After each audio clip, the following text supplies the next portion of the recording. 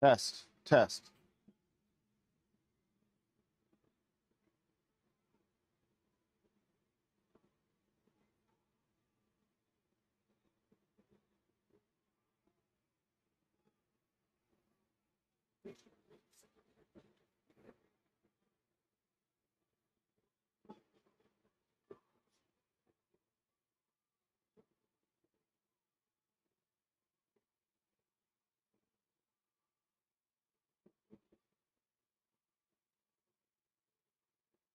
All right.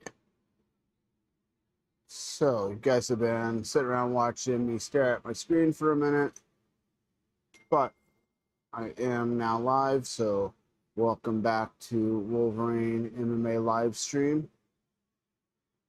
We are on the feature prelim.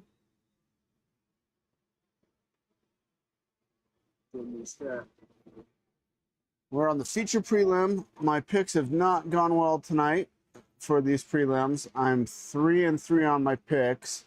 The first one, of course, wrong. It's still live on the earlier stream during that fight, and we got to see Gigi Canuto go the distance. She didn't do horrible, but she definitely got outstruck by Carol Farrow. One page online was saying that they thought that Farrow tapped to the armbar. I didn't see that, so I'm gonna have to go back and rewatch it. Then Juliana Miller did win in the second round by a rear naked choke. And then Miles Johns did win by a TKO. So I got those two right. And then Sousa also won by a unanimous decision. So I got those three right. And then the last two fights I missed because I had to run to the hardware store and get a pump for my swamp cooler. Try to get it cooling off better in my house. Because it's 100 degrees outside and I don't want it to be 100 degrees in my house too.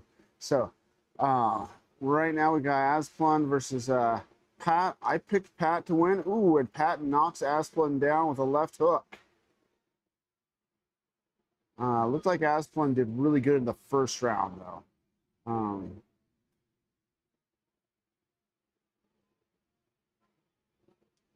Somebody lost mouth guard. It's Asplund. They're putting it back in. They're going to return him back to the same position. Okay, so Pat is reaching over the top of the fence, but the referee is not catching up. Referee Herb Dean did tell him about it when he broke them. He broke him more for more action, though. Yeah, I'd definitely be looking to set up that left hook again if I were Pat. Pat doesn't look too beat up considering how long he was underneath. Asplund bleeding from the right eye and has some massive swelling. Doing another good left hook. This guy's got a strong left hook. A couple big heavyweights.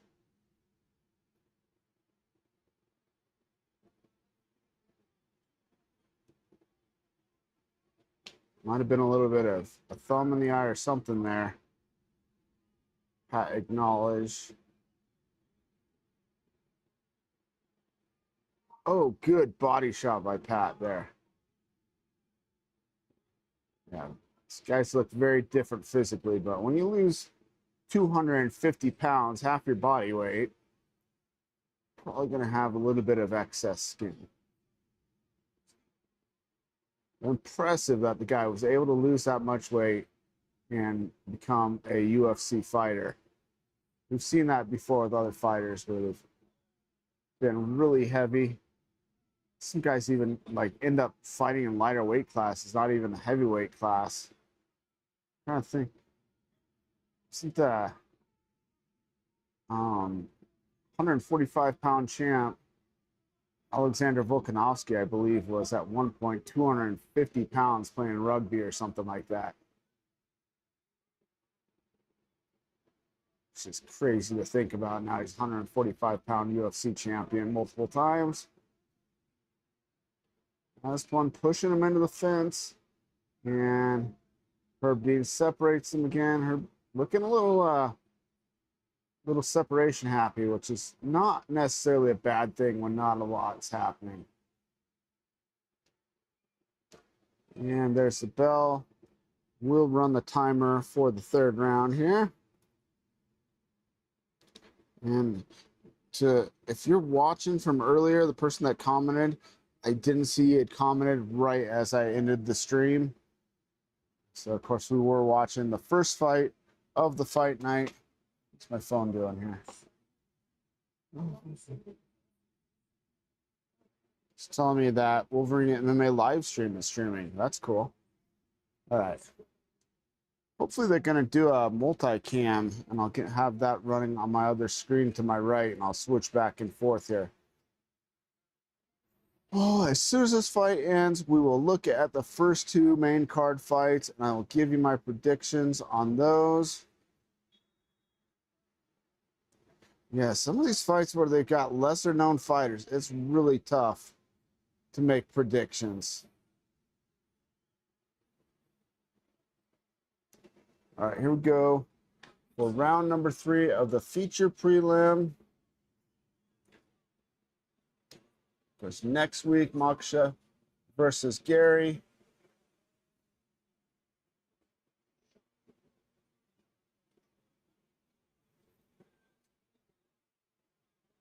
And right now, I mean, no absolute definite prediction on that fight yet, but I'm kind of leaning towards Gary. I don't like the guy. He's annoying as heck, but you got to give the dude props for his ability. I think about it this way. We're going to look at a slide here in a little bit that talks about Shavkat Rakhmonov, but I mean, he went the distance with Shavkat and had Shavkat in some real trouble in the last round. Now, my question is, do you really think that Islam Makhachev is as good as Shavkat was then? I don't know. Shavkat is pretty solid, and he's a guy who's fought at welterweight his whole career.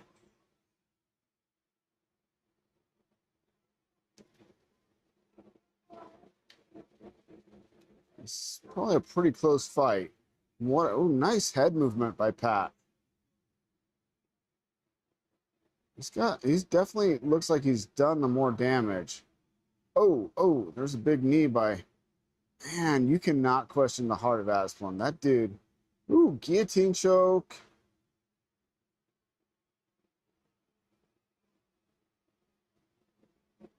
Pat's trying to defend. Oh, he's bleeding bad.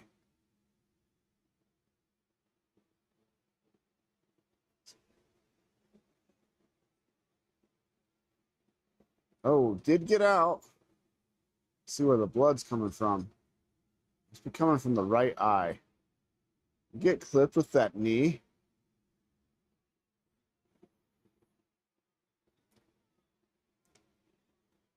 Can't see his right eye, so they haven't switched the camera. That's why I like having the multicam view. So you can see his right eye right now on the other camera. Ooh, step in elbow by Asplund. Oh, yep, it is definitely the right eye. He's swollen up and bleeding bad. Before that flurry that Asplund threw, he didn't have a mark on his face. So that's impressive. He did a lot of damage in a really short amount of time. And now Pat's huffing and puffing. His eye is very swollen and bleeding. Right, looks like we got somebody else just joined us. Thank you for joining on Rumble and YouTube. If you are watching on YouTube and you could click at some point on the link in the description, my referral link on Rumble, and sign up for Rumble, I'll get credit for you signing up. And the more people I get watching it on Rumble at once, more likely I'll be able to do a quick ad read and make a little bit of money off of these videos. Oh, good elbow by Asplund. All right, so my picks are not doing well tonight. It kind of looks like Asplund may pull this off. I picked Pat to win. I'm 3-3 so far in my predictions. Asplund's going to prove me wrong again here. Like I said, on these lesser known fights on the prelims of a fight night card, it's sometimes really difficult to pick. I did better. I did pretty good last week, I think. I don't even remember what my numbers were. I should keep track of that. But ooh, separation. Ooh, lost his mouth guard again. One more time, and the referee's really going to have to warn him, hey, you got to keep that mouth guard in your mouth. Good series by Pat. Asplin's got double underhooks here. Comes out of that with a good right elbow. And now Pat has double underhooks, pushes him into the fence. But man, Pat would be well advised to separate here and throw a big flurry. Needs to do something big to leave a final impression on the judges and win this round. That was a good shot. Couple good shots by Pat. Should dig some body shots, come back up to the head, and just finish strong here. He's got less than 10 seconds to do it, though. Don't hang on that clinch to the bell, though. Yeah. Not what you want to see, people hanging out in a clinch right at the bell. You need to separate and try to steal back that third round, because I don't know, that's a close fight. I felt like it was 1-1 going in round 3.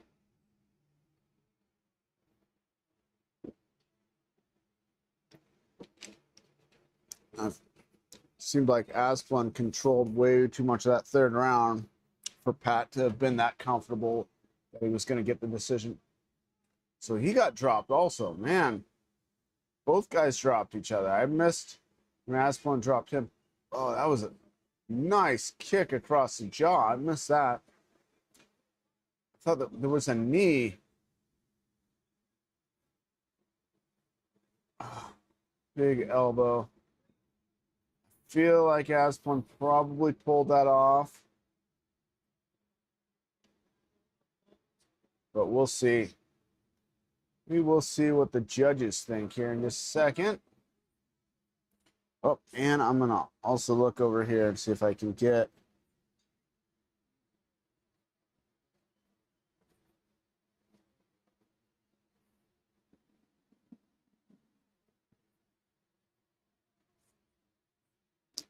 so far I'm not seeing. I hope they're going to have multicam. Right now they don't.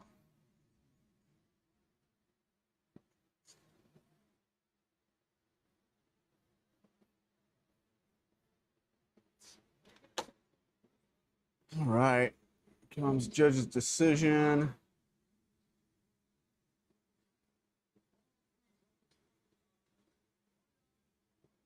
I think it's going to Asplund. Yep.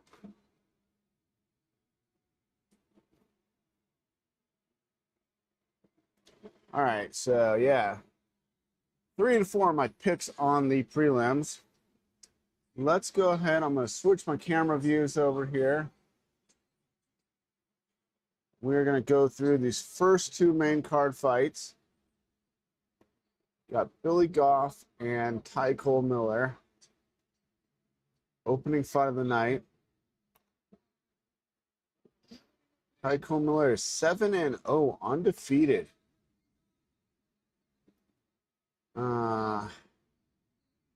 Win by a knockout in his first UFC fight and a unanimous decision on the Contender Series to get into the UFC. And like we said, undefeated in his career, 7-0. 26 years old. Let's look at Billy Goff here. Obviously has more fights, 9-4. He's tasted defeat before, coming off of 2 straight losses. Guillotine choke by Ramiz Brahimaj, and a loss by a unanimous decision to Trey Waters prior to that. So he is 1-2 in the UFC. Had a TKO in his first UFC fight, a TKO on the Contender Series in 2022. not the most active. Probably gonna have to go with the undefeated fighter in this one. He's undefeated going up against a guy with coming off 2 straight losses. So yeah, you kind of smart money would be on Ty Cole Miller. Next fight we got Amanda Lemos.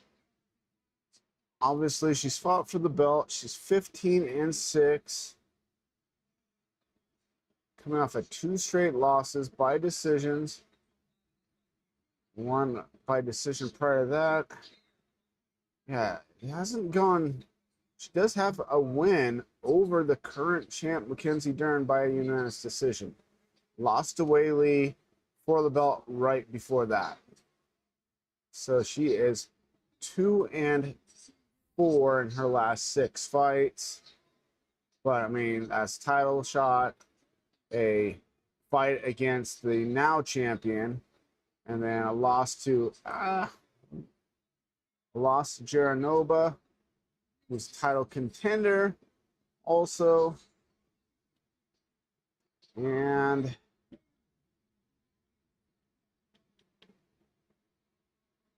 win over Lucindo. Okay, I vaguely remember who she is. Lost to Tatiana Suarez and Jillian Robertson, both by decision.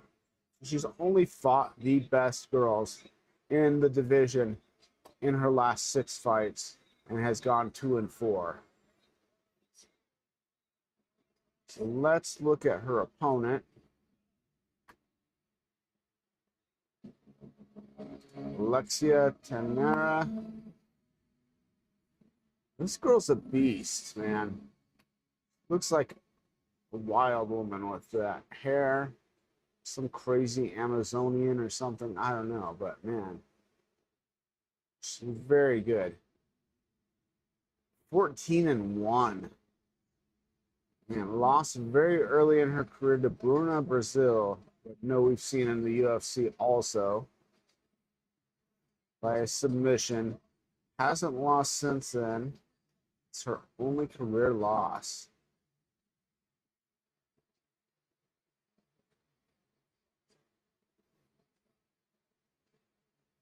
Choked out Molly McCann. Decisions in her last. Oh, look at that. Her last win was a unanimous decision over the only person to ever beat her, Bruna Brazil. I forgot that. Yeah. So, I mean, avenged her only loss. So, that kind of cancels that out to me. So, came to the UFC off of a unanimous decision win on the Contender Series, and then has won her first 3 UFC fights, including a win over the only person to ever beat her. I'm going to go, even though she doesn't have the experience against the level of opponents as Amanda Lemos does. Really quick, how old is she? That's another thing we got to factor in. Only 28 years old. Lemos, I think, I feel like she's edging towards the 40s. Let's see. 39 years old. Yes. I am going to go, even with the experience of Lemos, I'm going to Tenera. Just feel like she's got the tools. She's really friggin' strong. I think she's going to get it done. So, yeah, those are my picks for the first 2 main card fights. Ty Cole Miller and Alexia Tenera. Oh, and then we got this crazy fight. After that, I'm going to start looking at these. I'm not going to give you predictions yet. 5 fights on the main card, so we should be done early tonight. 29-12 for Darren Elkins. How long did I say he'd been in the UFC? I thought he'd retired. He is 42 years old, fighting at featherweight. You don't see a whole lot of featherweights in their 40s. He's had some good runs over his years and years in the UFC. He may be the guy right now who has been in the UFC the longest. Holy smokes, man. When was his first UFC fight?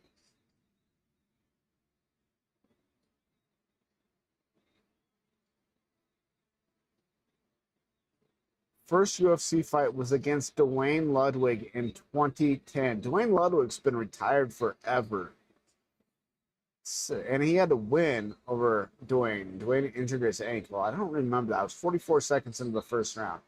Then he lost to Charles Oliveira, who, I mean, what can you say about that? We're not going to hold that one against him too bad. Also has losses to Chad Mendez and Jeremy Stevens, but a bunch of wins. You know, some notable names back in the early 2010s, man. Crazy. Fun on the card where John Jones fought Matyashenko. That's forever ago. I didn't even remember that fight happened. That's crazy how far back he goes. UFC Live 1. I don't even know. What was that event? Must have been like the first fight night ever. That's wild how long this dude's been fighting for. He's had some, you know, he's had some strings of losses. Volkanovski, he's fought everybody. Ryan Hall, Ricardo Lamas, Nate Landwehr. Win over TJ Brown and Daniel Pineda.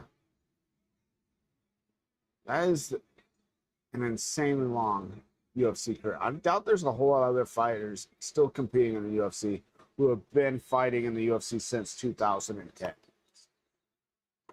I feel like he was like, had some sort of connection to BJ Penn. He was supposed to fight BJ Penn at some point.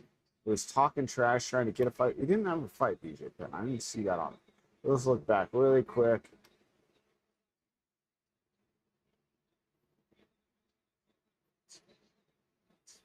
Let me see BJ's name.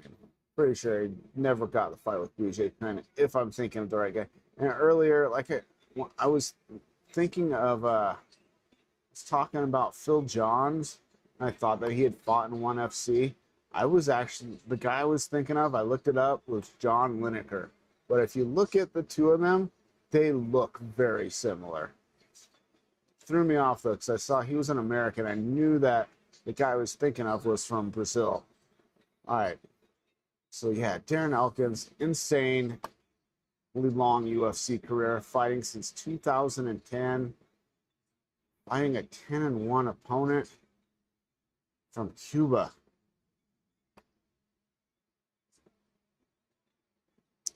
Lost to Jordan Levitt, his last fight in the UFC, but is 2-1 overall in the UFC. Off the Contender Series in 2024. He's fought 3 times since then. That's pretty. Ooh, his win over Dulgarian. So anytime we see that name, we got to question it because Dulgarian had the very, very controversial end to his UFC career because of the weird betting thing and then going in and losing right away.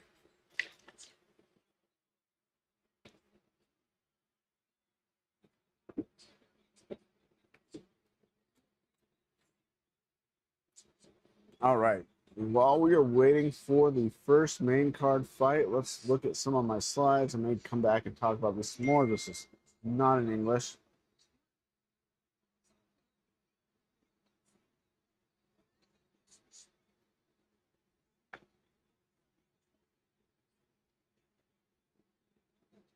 Wow. Honey, David's texting you about his animals.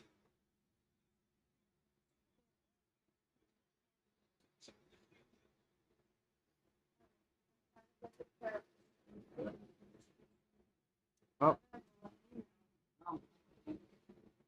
Hand me that remote, because you just sat on all of them.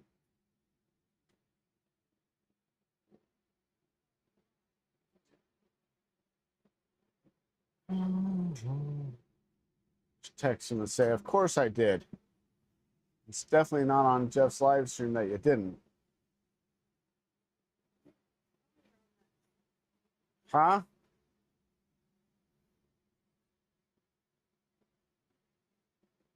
All right. Back to the fights on this screen, and I will double check here and see if we do in fact have multicam. It doesn't look like they're doing multicam tonight. That kind of sucks. What the heck? Oh my gosh, what's going on here? On now. Multi-view. It is there. All right, good. All right. So I'm gonna, yeah, they expanded the apex and made more seating up top. I heard a while back that the apex charge a lot for the tickets because it's such an exclusive thing. All right, be right back, guys. I'm gonna step away and just check my air conditioner, see if it's cooling off in here.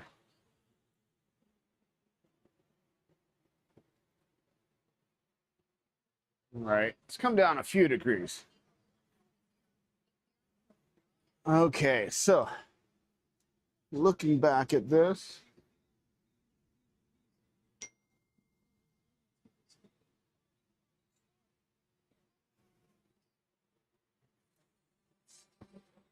all right, getting ready for the first main card fight of the night.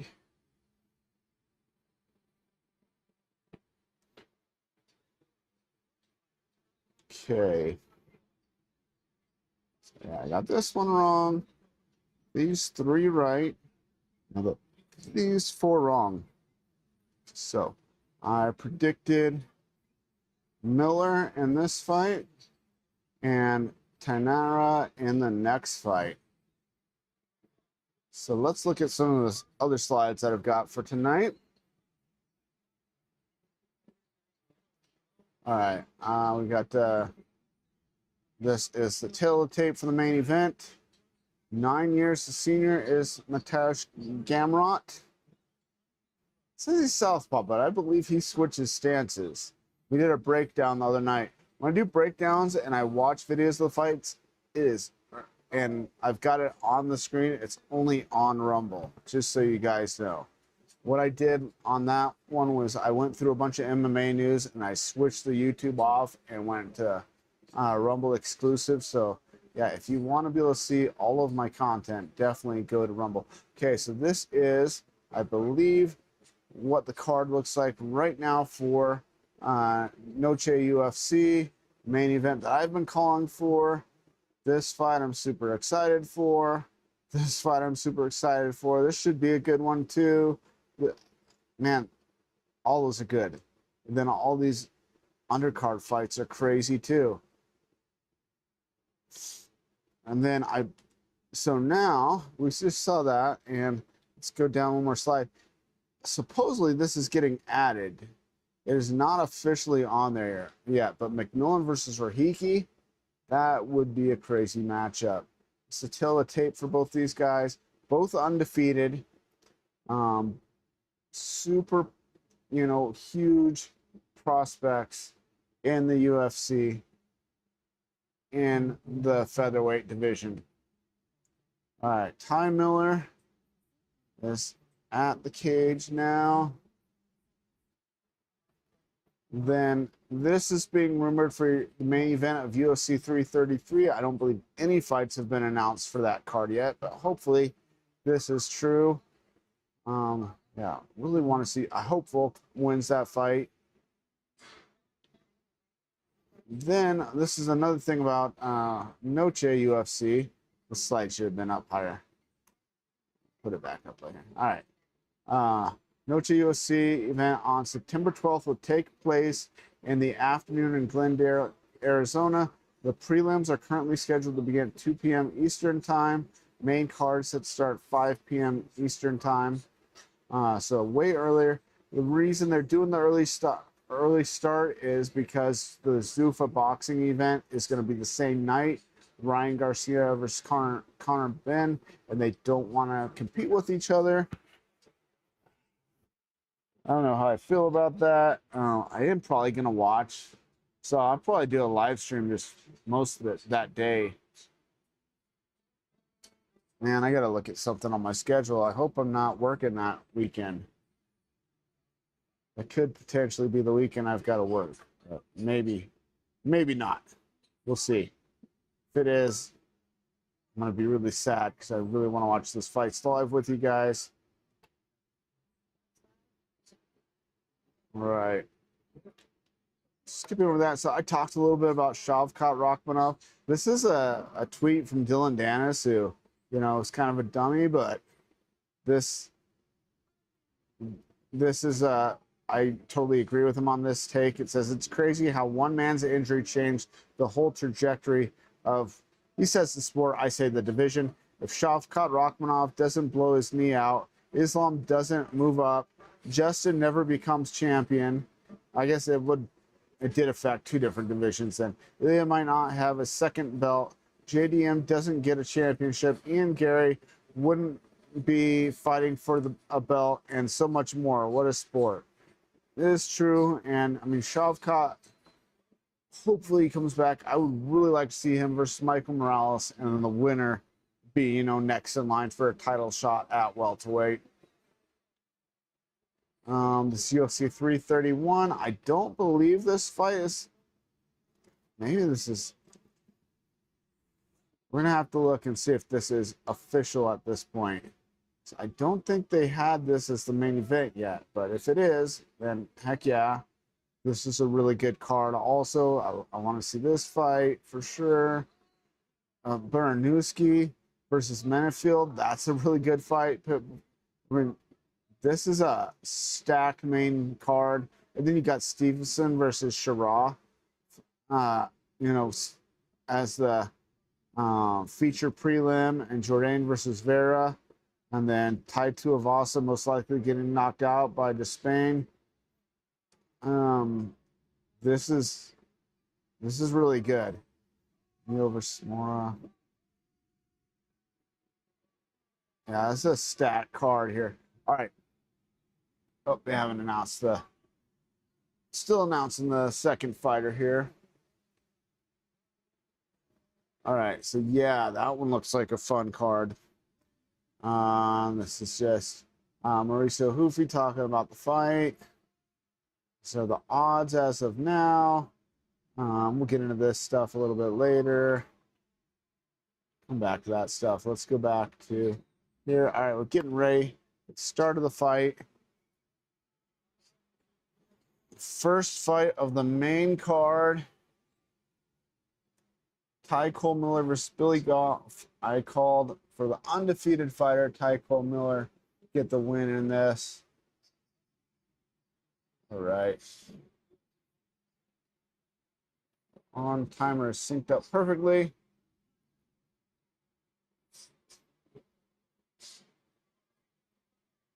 Miller is an 80% to win on Polymarket.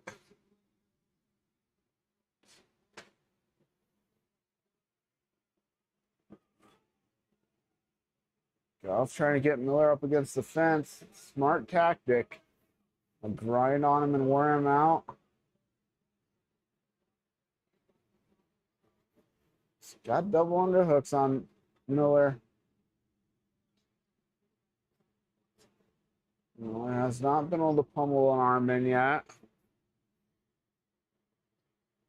Reaching across the hip, that's a good tactic when you can't get an underhook. Kind of makes those knees a little bit more difficult to get. Now, oh, it's off to the side. This gives him a little bit of room to try to dig that. Oh. It's down, but pops right back up. Now he's giving up his back, but fighting those hands, trying to break that grip. I'm going to switch to my other camera view here, guys. Sorry, you're seeing the side of my head. All right.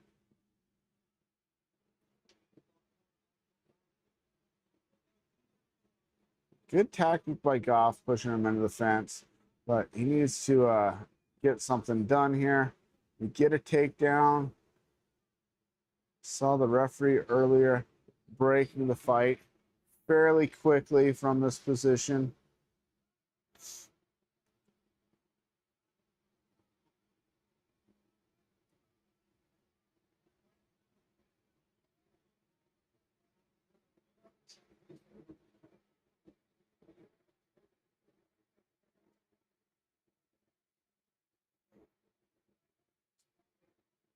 Ooh, head kick by Miller lands, and that was pretty crazy. Goff grabbed him by the foot after getting by the leg after getting kicked in the face, ran him all the way to the fence, and like ended up on the mat, still holding on to his foot.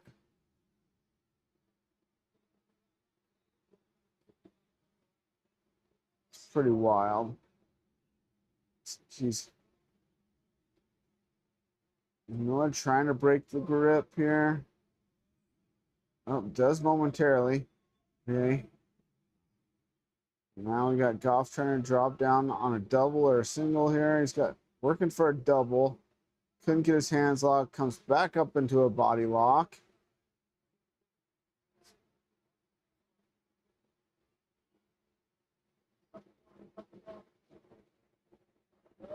I just realized we only have 2 commentators tonight. That's odd for a UFC. They usually have 3 commentators.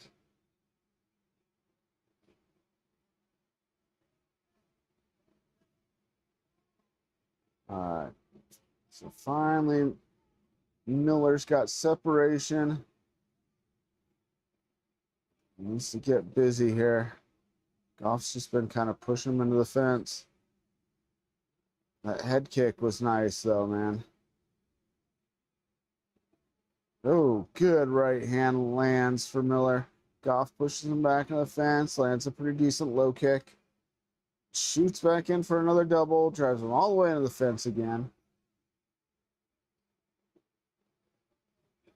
Goff defending well. Had an underhook, but let it go because you didn't have it very deep. Block the hips. Gets the grip broken. Lands a good knee to the body. And a good left hook. Goff not doing bad here, though. Ooh, blocks that left head kick. And slips out of the way of a few punches, but gets clipped with a few. Some halfway decent head movement by Goff. Good footwork here. Circles out. Ooh, but man, yeah, definitely Miller has the better striking. Goff really intent on getting back into the grappling, but he hasn't gotten much done with the grappling except, holding him against the fence. Ooh, some good shots by Miller as Goff tries to grab the back of his head.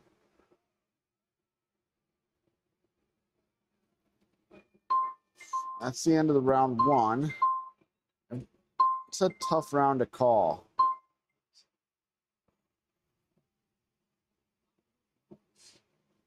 So Goff had him pushed up against the fence a lot. Miller landed that head kick. It looks like he did some damage around the right eye. Could be from one of those head kicks. Yeah. Goff showing it. The outside of his right eye.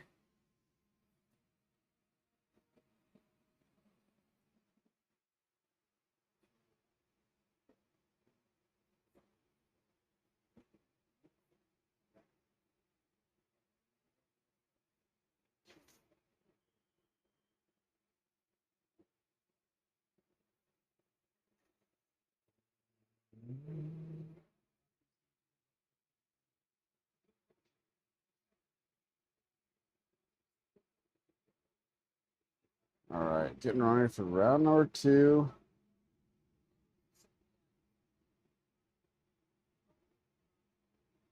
Let's see what the threads say.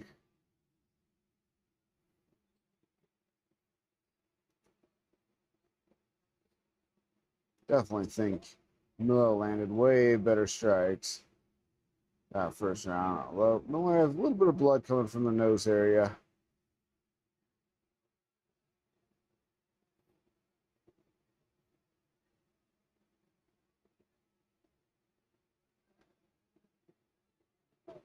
Landing a few really good jabs.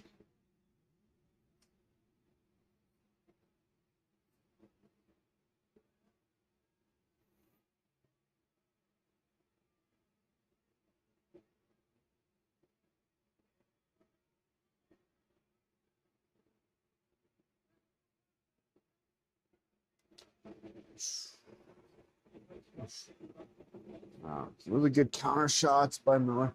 Goff with aggression, clinch, wrestling. Goff is burning a lot of energy.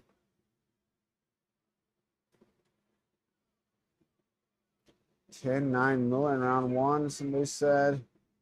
It's the only person who gave us thoughts on a score. I'd probably give round one to Miller.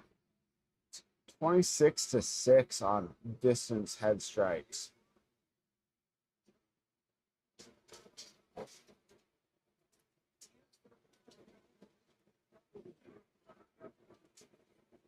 Good shots there by Miller. I'm not getting a lot done this round. If that first round was close, this one's been more controlled by Miller for sure.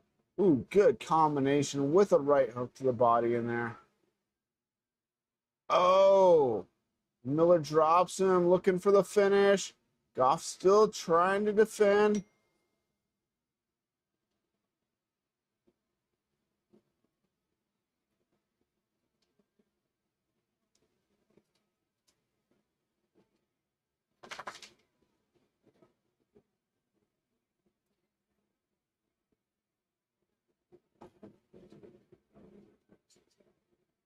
Goff sits up and like body locks him.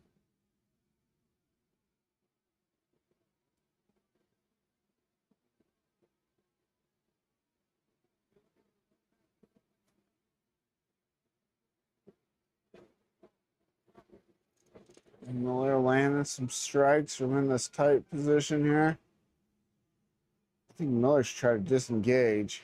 It's like, oh, just he's gonna get at those underhooks at least. Oh, big elbow and a hook and a cross following it. I like seeing people go from, elbow into a combination of punches, throwing an elbow with a combination of punches. Miller's doing really well here. If you're just joining us, we are on fight number 2 of the main card of UFC Fight Night. Watching Ty Cole Miller against Billy Goff. Miller had a lot of good ground, or had a lot of control from clinches and stuff in the first round, but Miller definitely went in round 2, dropped him. Looked like he might be close to a finish, but Goff is tough, man.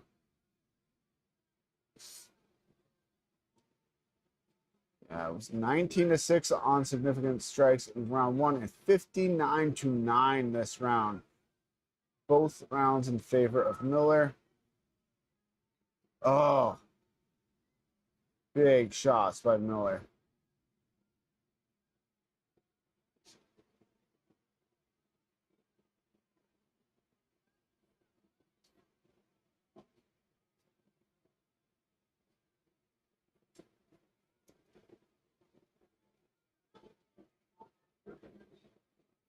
Oh, man, he is just tearing Goff up.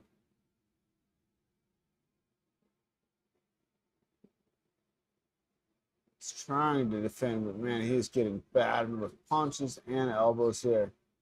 I think he should bring a knee up in there, too.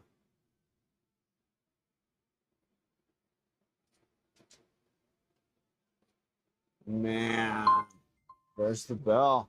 Goff survives the round, but he took a lot of damage.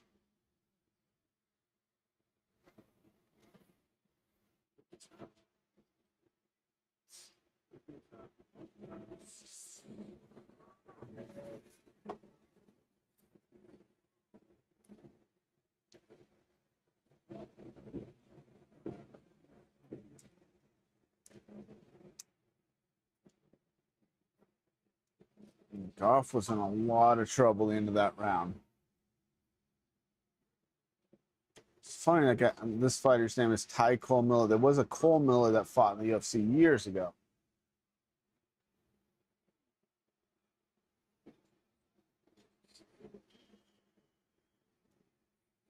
Goff is in a world of hurt here against the undefeated Ty Cole Miller.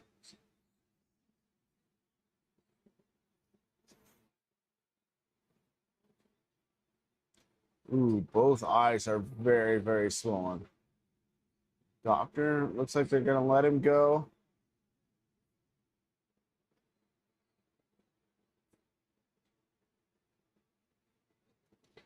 All right.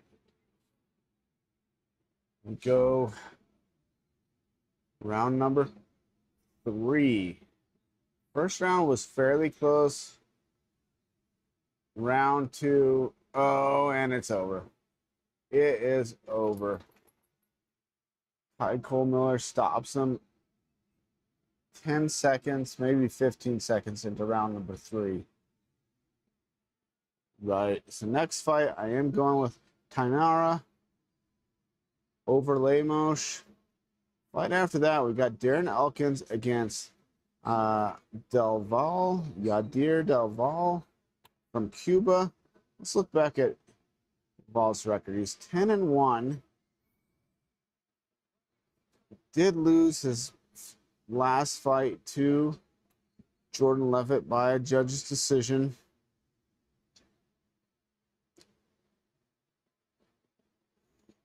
Went over Connor Matthews. Connor Matthews is fairly well known. Isaac Dilgarian, of course, cut from the UFC. So controversy with potential betting and rigging in his fight, which makes you question any loss he's had in the UFC. Unfortunately, that's why it sucks when people get involved in that sort of thing. Connor Matthews, what's his record? 7-4. That was apparently his last fight. Yeah, not the greatest record in the UFC. He was one of. Hey, what are you doing? Get down. Get down. Down. Dog is trying to join the live stream here. You can't. You don't need to be in the live stream, mister. Oh, all right. So yeah, I only lost once. I would probably lean 30 years old to 42 years old. Only one loss in his entire career. So, a lot of decisions, though.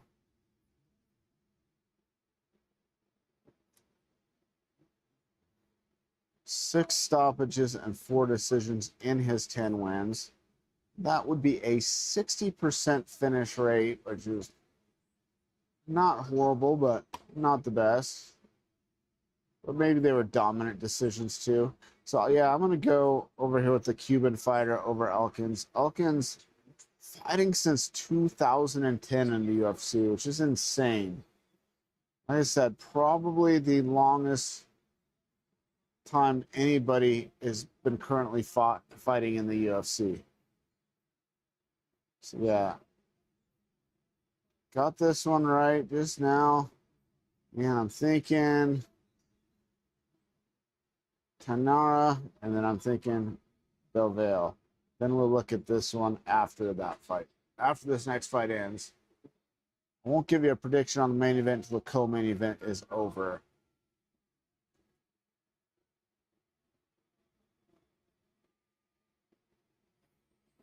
Dude is big for the division, too.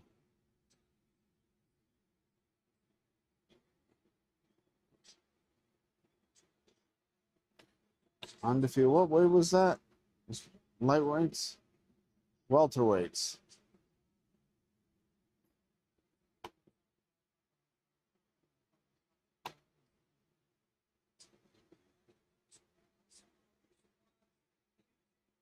That's welterweights. So Goff drops another one.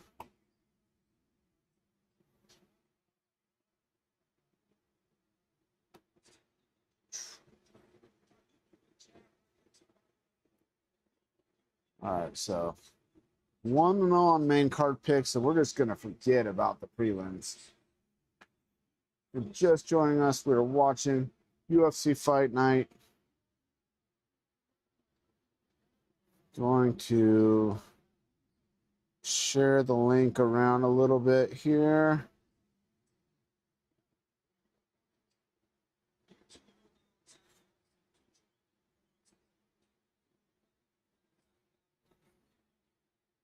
Hey, get out of the window, Ivar. Sorry, my lighting is getting a little messed up by my dog in the window.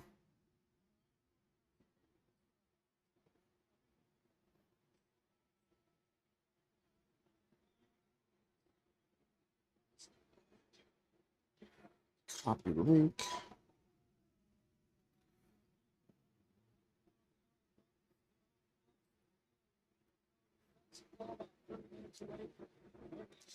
Right.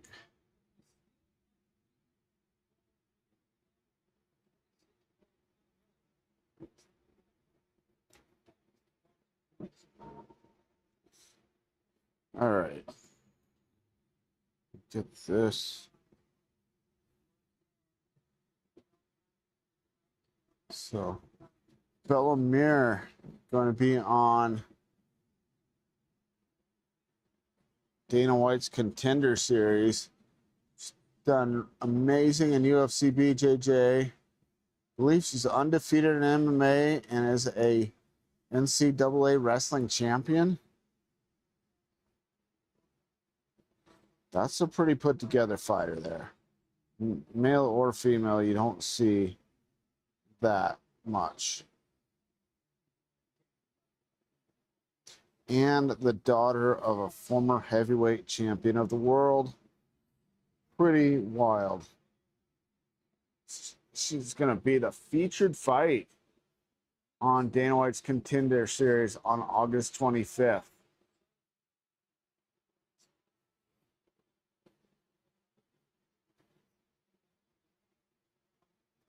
Right. I'm going to share the link. If you're just joining us, we are watching UFC Fight Night. Get out of the window. Out of the window. All right, my dog is in the window, messing up my light, as usual. Guys, stay out of the window. All right. We're watching UFC Fight Night.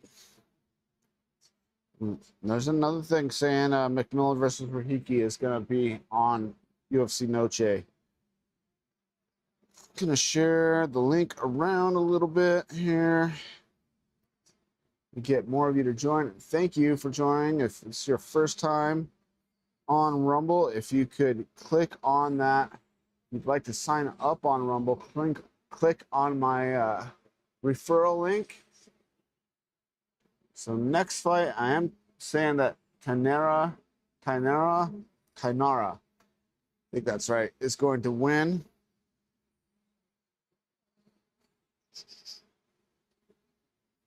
So far, I predicted the first main card fight right, and the prelims did not go the way I was thinking they were going to go.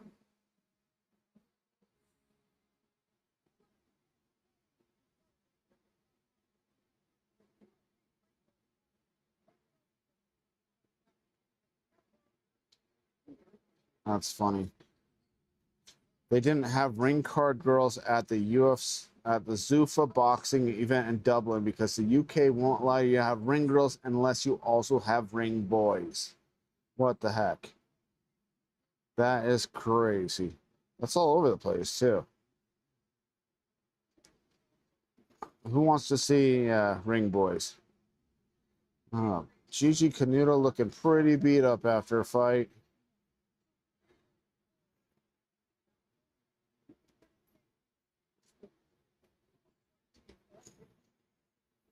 What's she saying? She took this fight on 8 days' notice. That was really odd that they had somebody who was just on Ultimate Fighter, lost on Ultimate Fighter that aired on Tuesday, come and fight their first UFC fight before the season was even done being aired on TV.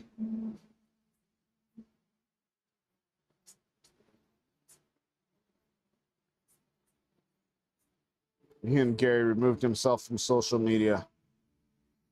Wonder why. Doesn't seem like Ian Gary is well liked. I can't say yet. I think it's not my favorite person, but I do feel like he has a very good chance of winning this fight. Up somebody else's predictions. didn't go well either. They predicted Miller. They predicted Johns. You got that one wrong. You got that one right. That one right. They got a few of them right. Stop. All right.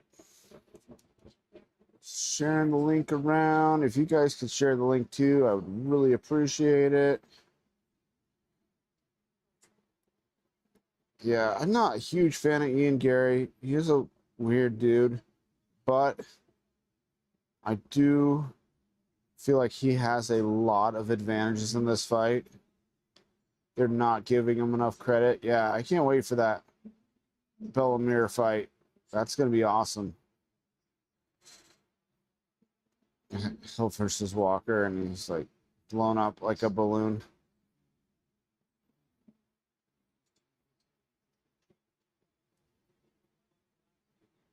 All right.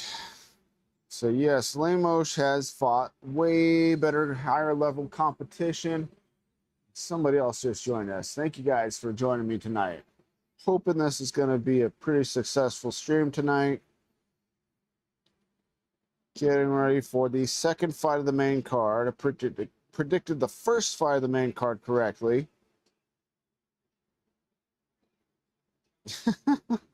You had a bunch of pictures of Jamal Hill just blown up like a balloon, saying that he's going to fight Walter Walker. I don't think that would be a good fight for Jamal Hill. I don't know. It remains to be seen. Maybe he'll do good at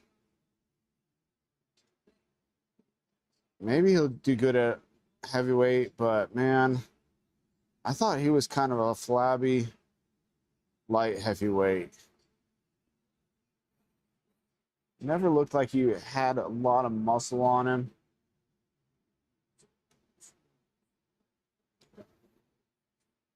And now he's going to move up to be heavyweight and be a fat heavyweight.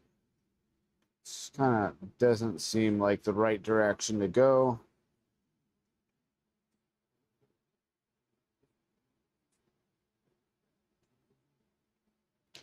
Two title fights next weekend. We'll probably go look at that card here again in a few minutes. Sound like thunder, but somebody's bringing the trash cans back up my house. Get out that window. Get out the window. Wait for mom at the door. All right.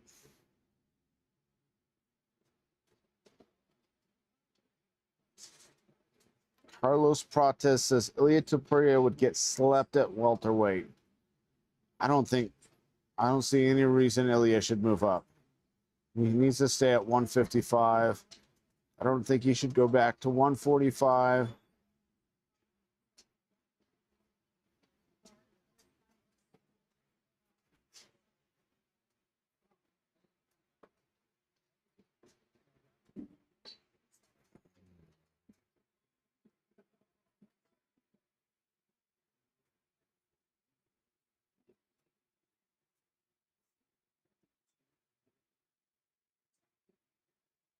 Vitamin. And then on the back, it has a list of stuff in vitamins that we shouldn't take.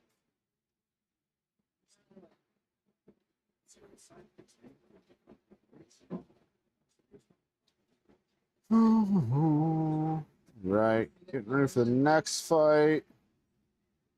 Up Tanara is at the cage. At cage side. Sir. Oh, it's the tags for my car, for the bus.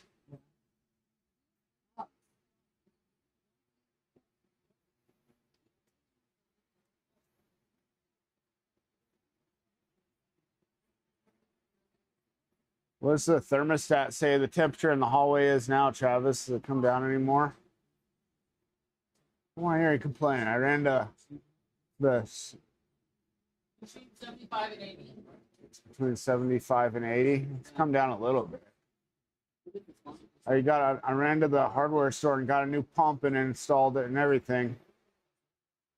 Because when I went up there, only like 2 panels were getting wet. And then the longer I stood there, less panels got wet. I'm like, no, so I just, it's a few years old. So, no, I did that when you were sleeping. Like right before I started on the live stream. Who's gonna win out of these two girls, honey?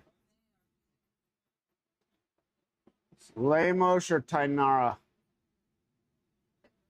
She's gotten scarier looking the longer she's been in the UFC. Tainara is tough. She's fought for the belt and she's beaten the current champ. She's like 2-4 in her last 6 fights, but she's only fought the absolute best in the division. But she's also, she's also 39 years old. Her opponent, Tainara, has got some solid muscle on her too.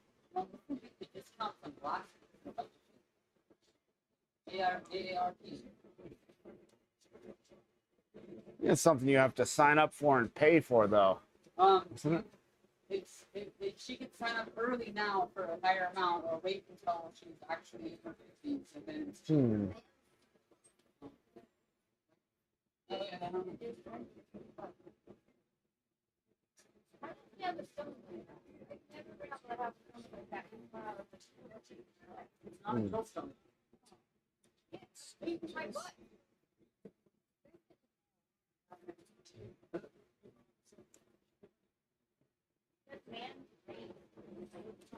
She's gotten definitely, like, you saw her a few years ago. She didn't look like that.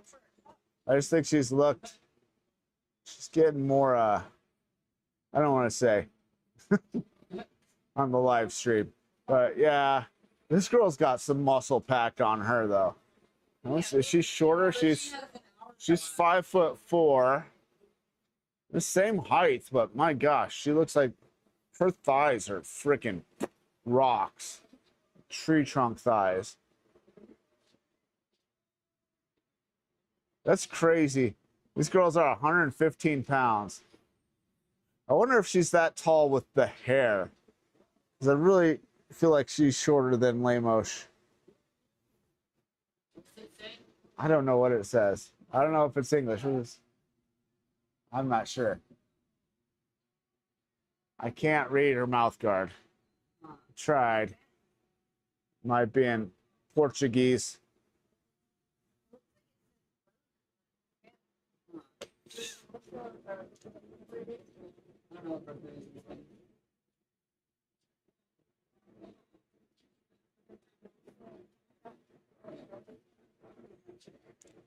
I'm going with Tainara in this, even though Lemos has fought way tougher competition. I think she's kind of on her way down. She could prove me wrong.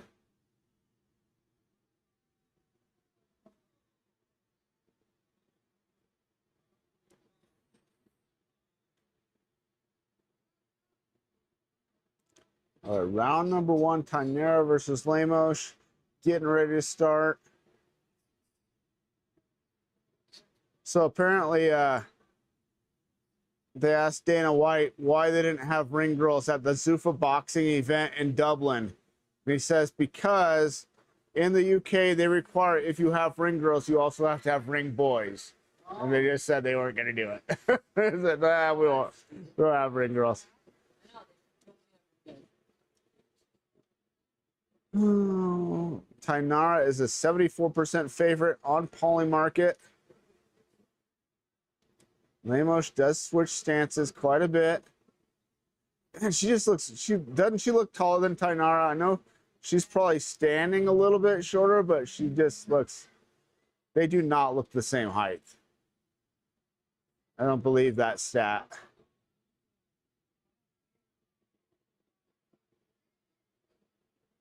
I was gonna say, I was like, why did they let her fight with a headband in her hair? And I realized, no, that is her hair.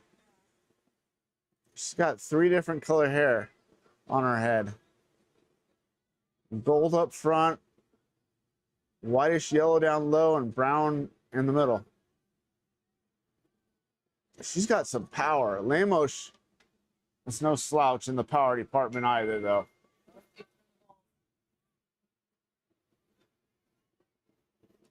Lemos coming forward, but Tainara looked like she got out of the way of every single one of those punches.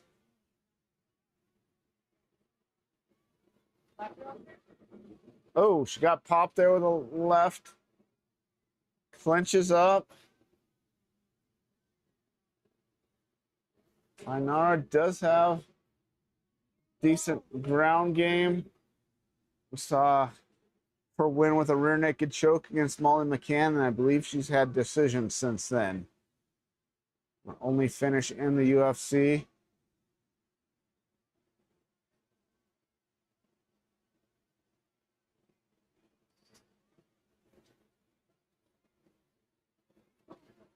Pretty heavy strikes from the clinch there. Last fight, we saw Billy Goff push his opponent into the fence, and I don't think he was hitting him as hard as Tainara is hitting her. Ooh, that one was low.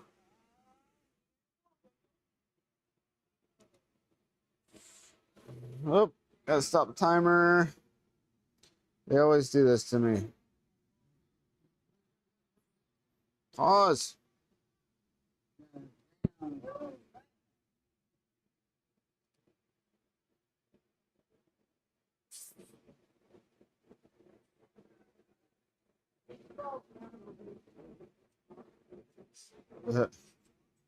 You have a translator coming in to tell her you're not allowed to do that.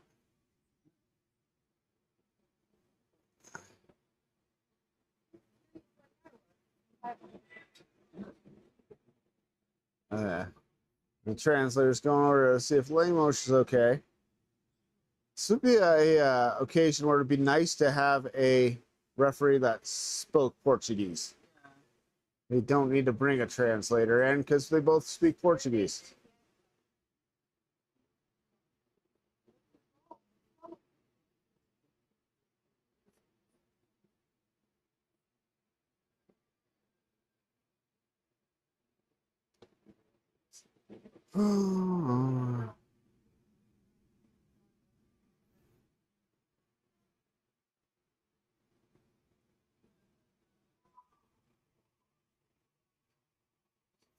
Sounds like the crowd's getting a little unruly. Sounds like the crowd's not happy about this long break here.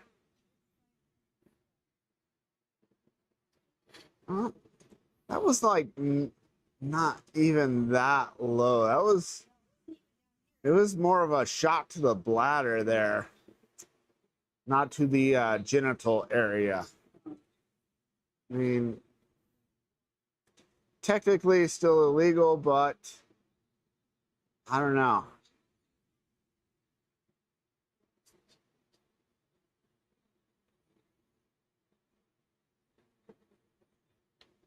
About halfway through the round, waiting for Lemos to recover here from a low blow.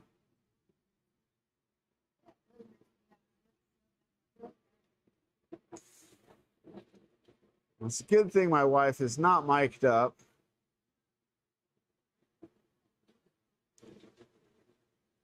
You want me to mic up? No, probably not. I will probably need somebody to commentate with me the fights here in town if they don't have somebody else. You want to commentate with me, honey? All right. Timer's back on. Yeah. Ooh, big left hook by Tainara. Lemos lands a front kick there. Getting pretty aggressive with the kicks as Lemos. Swings and misses. Tainara moves all over the place. Lemos trying for a takedown here. Tainara digging the underhook. She's got some power on her. She just spun her off the fence. Lemos probably has not had an experience of fighting girls that were really stronger than her. Big knees to the thigh by Tainara. It looks like she's got claws wrapped around her head. The way her hair is. When the camera turns back, check it out. It looks like she's got bird claws, like eagle claws, grabbing her by the head.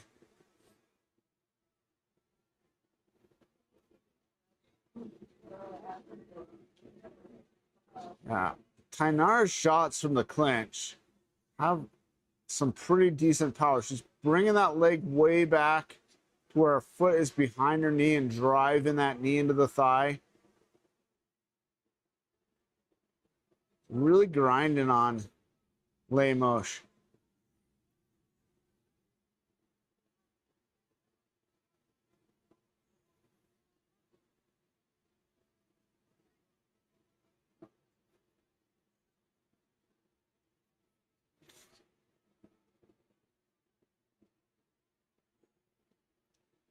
It'd be interesting to go back and look, see how many former or future champions Lemos fought over her career. Because I know I saw that she had also fought against what's her name? Against man, she is really eating her up with those knees to the thigh.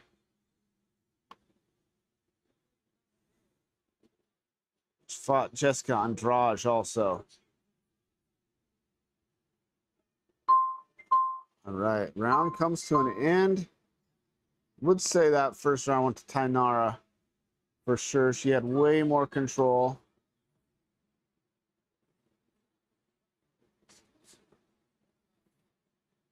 Lemos has been in the UFC since 2017. See, so we said she fought Jessica Andrade, Wei Lee, and Mackenzie Dern,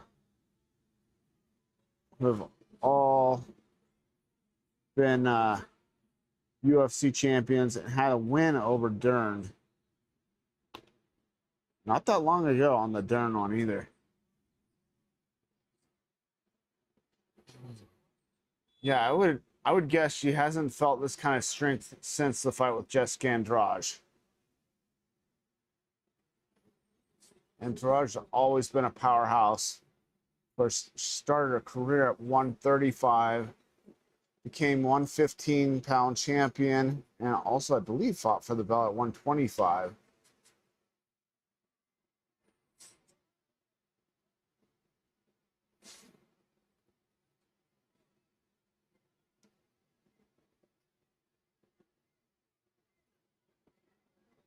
Probably the only woman to fight in 3 weight classes, Jessica Andrade. Good kicks by Lemos.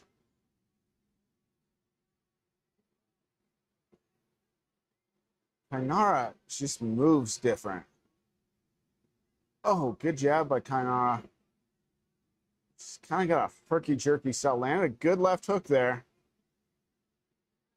I wouldn't say she's like overly technical, but good power right hands. Swings a little wild, but oh, Lemos lands a good left hook.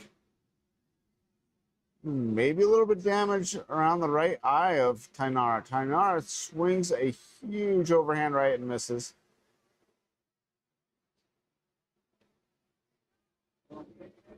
Lemos has blood coming from the nose. With Tainara's hand to move. Yep, Tainara does have a mouse under the right eye. Some pretty decent swelling there. Oh, a little bit of a head clash there. Another head clash. But it's the way Tainara kind of drops down and just wings her punches. And Lemos moving in, rammed right into her head.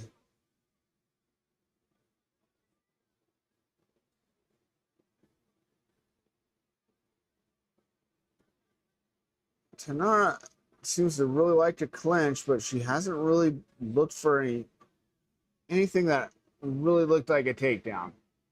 Does have some pretty good power shots from this clinch.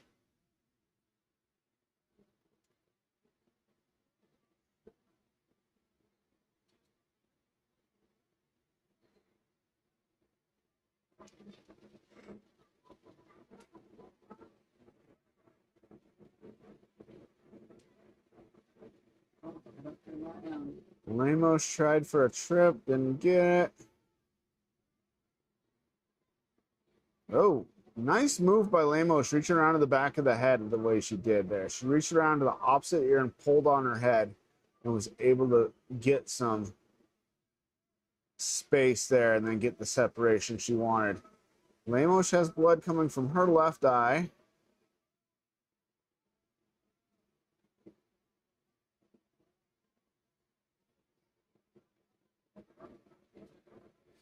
Tainara, a lot of swelling around the right eye. Oh, Tainara gets dropped with the right hand. She's very wobbled. Uh-oh, uh-oh. Tainara comes in, grabs onto a leg, runs Lemos back to the fence, but that just cost her this round probably. She needs something big to steal this round back because getting dropped like that is not a good visual. Her knees buckled and she went down to one knee. Let's see on the replay here. Boom. Took a straight right hand, went down to her hands. Her knee may not have even touched, but her hands did. Lemos, if she'd been a little bit quicker and caught her with a kick as she was coming back up, probably could have ended this fight. When your hands touch the mat and then you're coming back up, those hands aren't coming back up to your face very quickly. Head is wide open when you fall and push off like that. Tainara has her back up against the fence. So are good shots in the clinch here, but they're not gonna. She just landed some elbows. She may bloody her up more though, but I don't know if that's gonna win back the round for her. Hard knee again. Now she's got a lot of blood coming from face of Amanda Lemos. Lemos does manage to spin off the fence. Tainara needs to be careful though. Let's keep those hands high. She kind of rolls her hands around.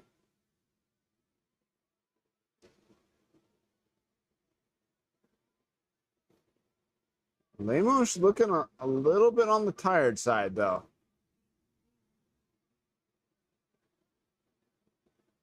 Tainara should. Oh, good right hand by Tainara. Hey, this round is very close now. Those shots up against the fence, and she gets a takedown. She just won the round. As close as it was with that shot that dropped her, but then I definitely think she stole it back with that right hand she landed, the strike she landed from the clinch after getting dropped, and then a takedown. Pretty high amplitude takedown though. She took her down pretty solid. Huh? Pretty your hair looks with all the blood in it.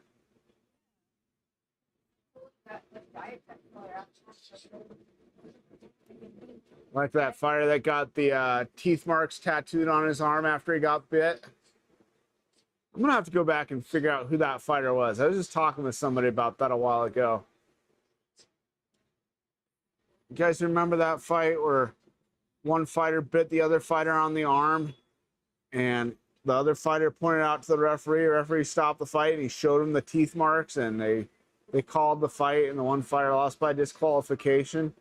But if memory serves, the dude that got bit had fouled the other guy multiple times and the referee didn't call it. I think it was a frustration deal. He did get cut from the UFC. Other guy got a tattoo of the teeth marks on his arm. Got kept in the UFC, but I don't know if he's still in there. That would be interesting to go back and see if that fighter is still in the UFC and what happened to the guy that bit him. So a lifetime ban for biting him. You know, a lot of swelling. No. Oh! She's got swelling on both eyes now. This Tainara, but Tainara definitely has some momentum at this point. Lemos looking a little tired, still dangerous with that power punches. Probably a little bit better straight shots than Tainara, but Tainara swings a little wilder and has probably heavier power on those shots. Tainara bringing that elbow up to guard, which isn't a bad thing. I like that better than this rolling thing she does with her hands. Leaves her open for the right hand. She's got a lot of swelling on that left eye. Looks like they loaded up Vaseline on her eyebrow, too. Both these girls are going to be pretty beat up after this fight. I mean, in the clinch, there's been some body shots. There have been no body shots when they've been separated. They've basically been kicking each other in the legs and punching each other in the face when they're at distance. And Tainara lands knees to the thighs, knees to the body, and a lot of punches and elbows from these clinches. That was a good knee to the body, and she shucks her arm over. Now she's got her back, but can she get her down? Current champion Mackenzie Dern wasn't able to submit her, so that'd be interesting to see if Tainara could. Tainara is ranked number 12, and Lemos number 8.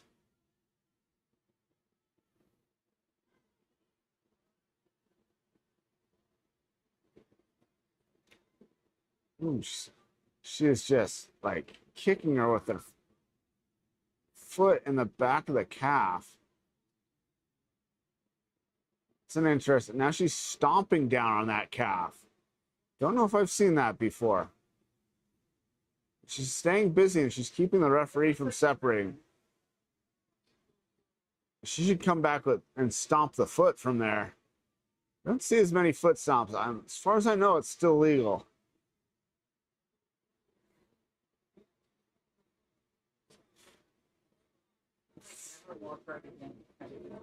The foot stomps popularized by Marco Huas back in the day. I think Don Fry did it some also. Nice. Another takedown by Tainara. 102 clinch strikes to 19 for Tainara. That's crazy. Lemos trying to bring her legs into play, but misses an arm, but does roll back up to her knees, trying to come back up. Tainara would be wise to try to trip her back down here. Throw that right leg behind her legs and drop to a hip. Oh, kicking the crap out of her calf there. Ending the thigh.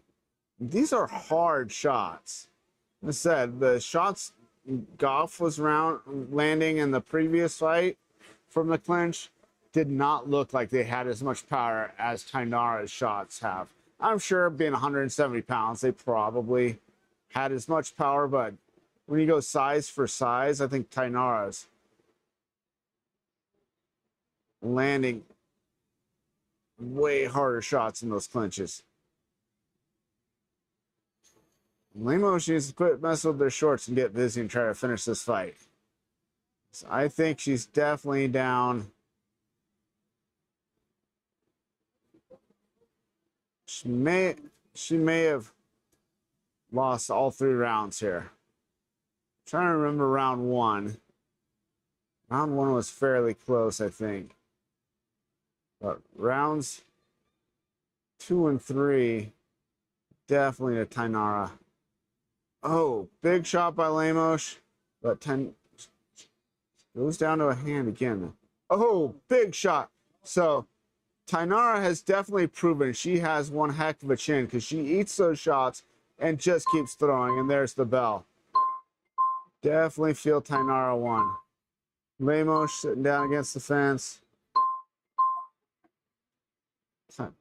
Tainara being silly in the middle of the cage, celebrating. Definitely feels like she won the fight.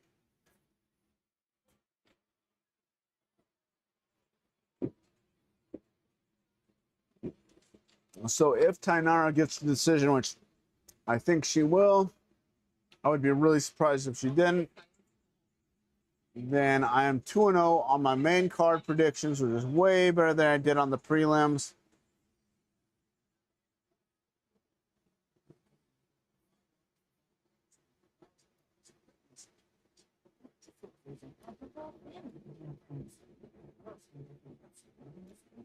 All right, so our next fight is Darren Elkins versus Yadir, I don't know how you pronounce it, Del Valle from Cuba. I am going with the Cuban fighter. Crazy that Elkins has been competing in the UFC since 2010. I'm going to advertise this stream a little bit, and then we'll get to predictions for Billy Quarantillo versus Diego Ferreira.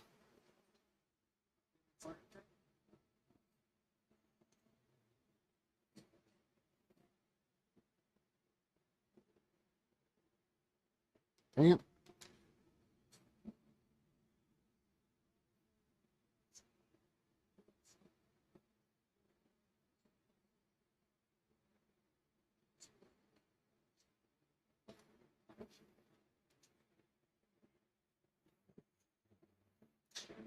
So apparently, Gigi Canuto took that fight on like 8 days' notice at the beginning. The girl that was just lost on Ultimate Fighter fought the first fight of the prelims and lost a decision. But she fought really good. Again, it was just, she took it short notice. Yep. Tainara gets the decision.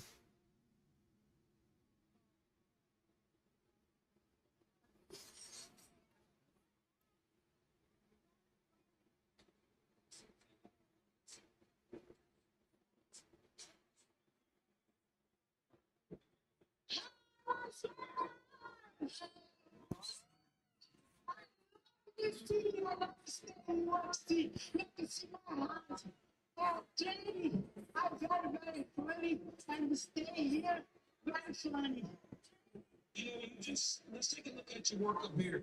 You were able to kind of pull away from her and third round using the This is a second before or after. But I don't have the right remote to turn that TV up, so I turned this one up. All right, sharing the link around a little bit, and then we will look at our next fight, the co-main event. 2 fights away. Already gave you my prediction for the next one.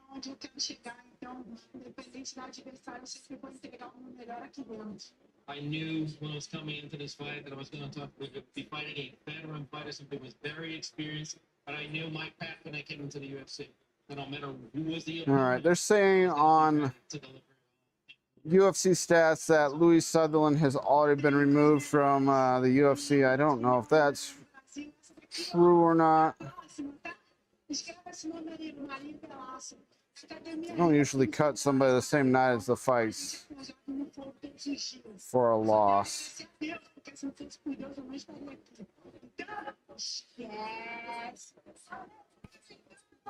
I train with the best team in Brazil.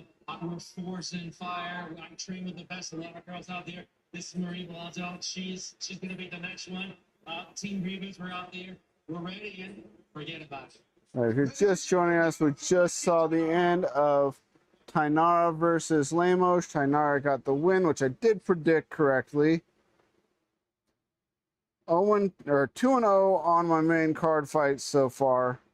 We're not going to talk about the prelims because my predictions did not go well. Did predict that Juliana Miller would win, and she did. She was very aggressive and finished with a choke in round 2.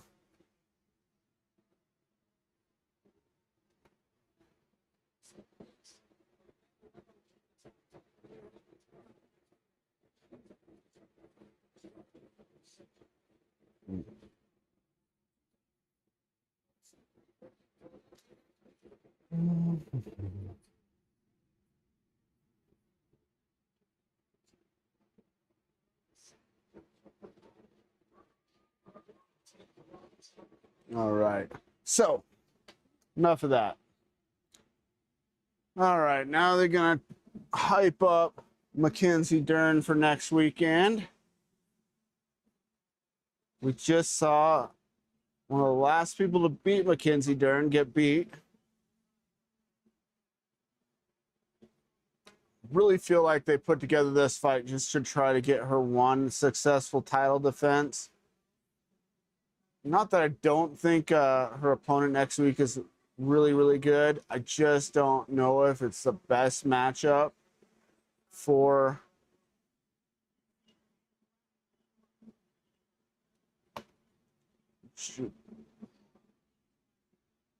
Jillian Robertson. This next week's. Oh, I may have clicked on the wrong thing. I did.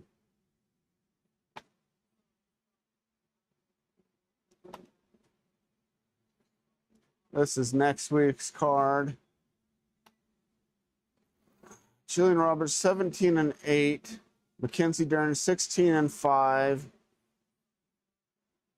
Just feel like this fight is really been set up. I mean, Robertson could surprise us, but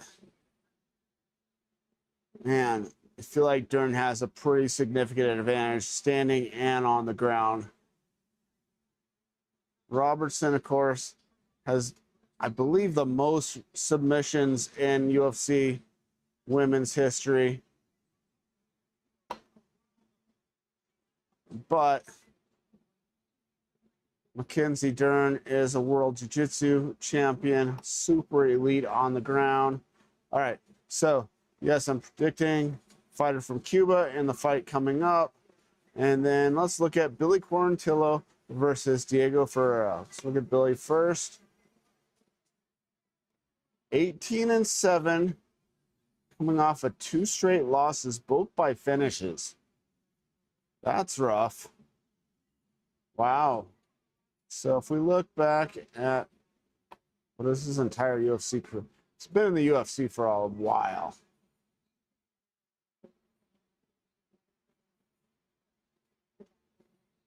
All right, so came to the UFC and off of Dana White's Contender Series in 2019, off of a TKO win. Then 1, 2, 3, 4, 5, 6. 6 and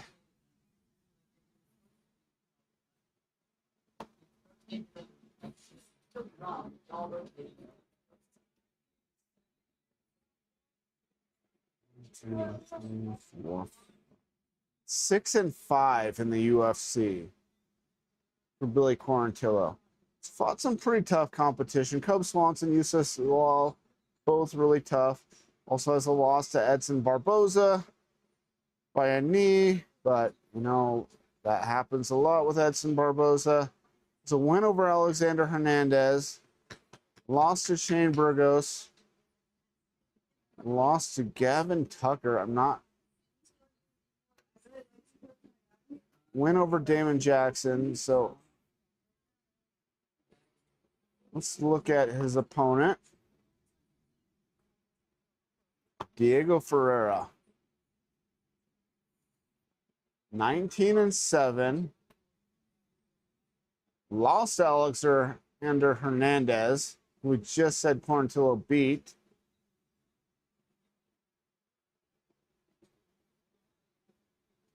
Lost to Grant Dawson. Beat Rebecca. Beat Michael Johnson by a KO. Man. Wow, that's a big win. Lost to Gamrot. TKO submission, knee to the body. Lost to Gregor Gillespie. Wow, that was a long time ago. Gregor Gillespie hasn't been in the UFC for a while. Lost to Beneil Dariush by a split decision. Beat Anthony Pettis, former UFC champion. Man, a lot of fights in the UFC.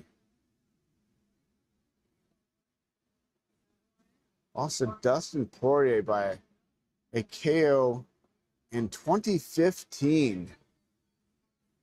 Wow, he's been in the UFC forever. It's to Beneil Dariush by a decision. Lost twice to Beneil. That's wild. Beat Ramsey Nijem.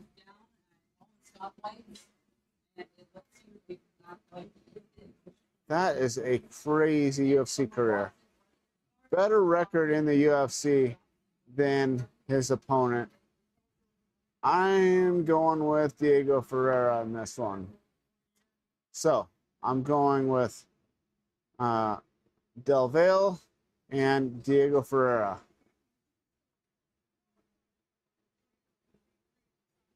Oh.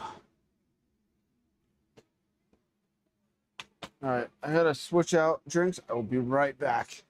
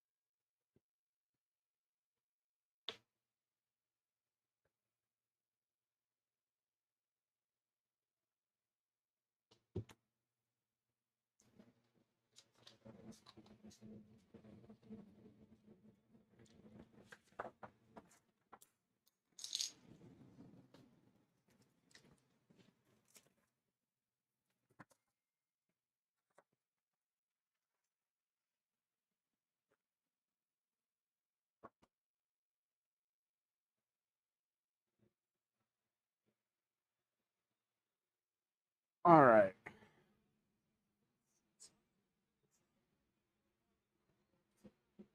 Grabbed a new drink.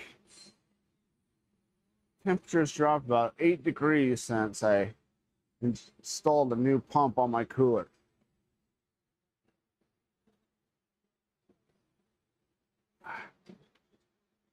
Drink is icy.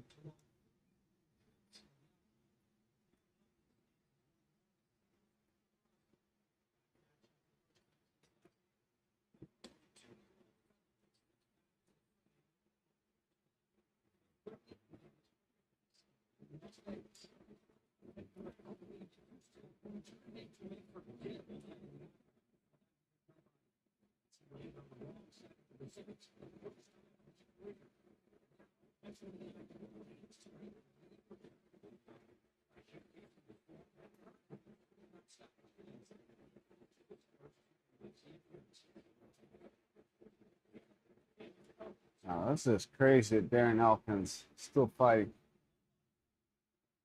Darren Elkins in a bad car wreck or something a few years ago. I feel like he was. Maybe I'm thinking of the wrong fighter like earlier when I thought Phil Johns was John Lineker.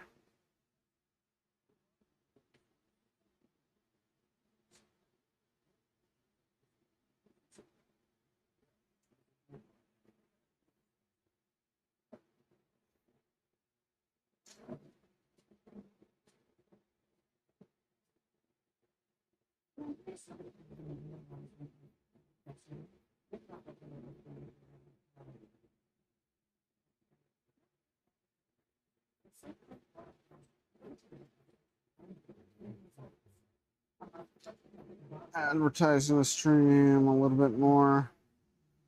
My numbers have dropped back down again. So apparently Manuel Sousa asked for Drew Dober next. I don't know if that's a smart call out. I want to see Drew Dober versus Chonko. That would be a good one. Or Chonko against Bobby King Green.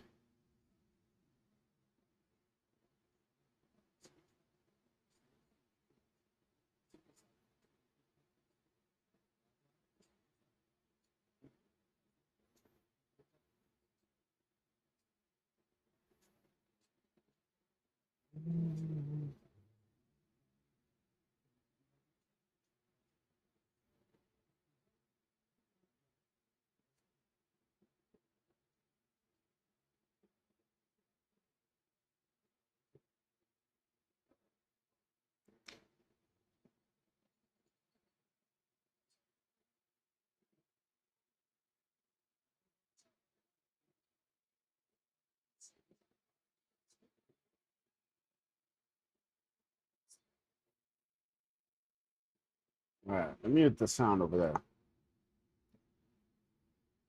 All right, Darren Elkins is at cage side right now. I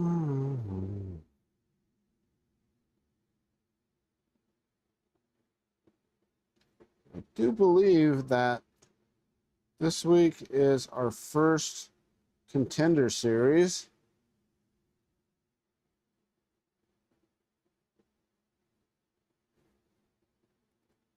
So, may see if I can do a live stream for that.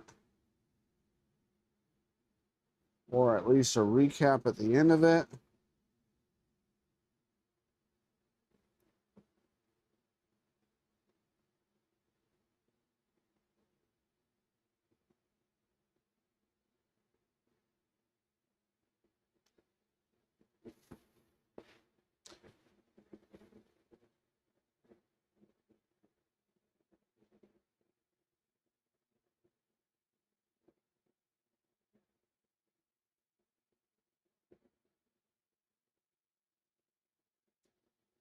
Got Uriah Faber cage side with his kid.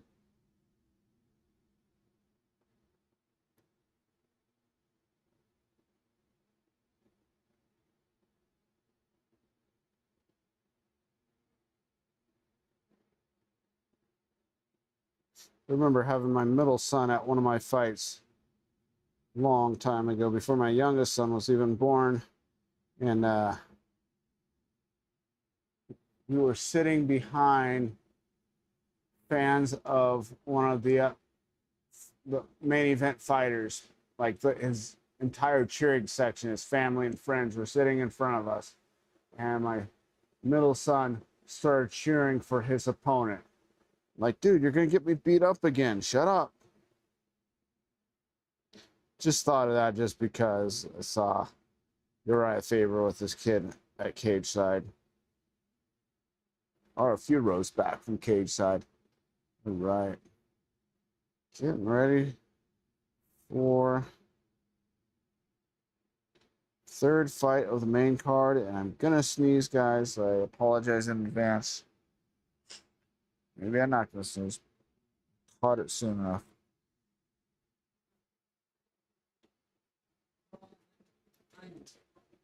Oh.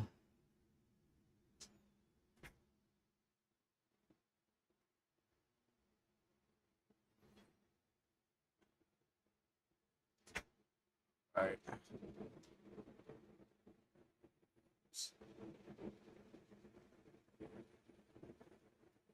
Getting ready for round one of the third fight of the night. Darren Elkins versus Yadir Delval. Maybe I pronounced that right. Darren Elkins, fighting in the UFC since 2010. That's insane. Don't think there's anybody else currently on the roster that's been in there since the 2010.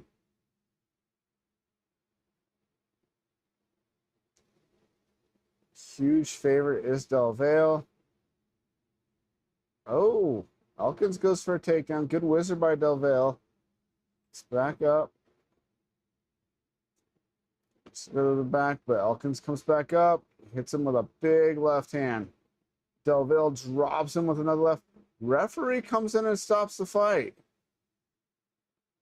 May have been a little early, but I don't think Darren Elkins is going to take any more punishment in his career. That might be it for Darren Elkins. No, man. Looked like he was still defending himself. But he doesn't look like he's complaining that the referee stopped the fight. That was a very quick fight. So now 3-0 my predictions. Let's see here. Replay. Catches him with a solid left hand. And then another left. Buckles his knees. He goes down. And Yeah. Well, he's grabbing his own leg instead. Yeah. I don't disagree with that stoppage after seeing the replay.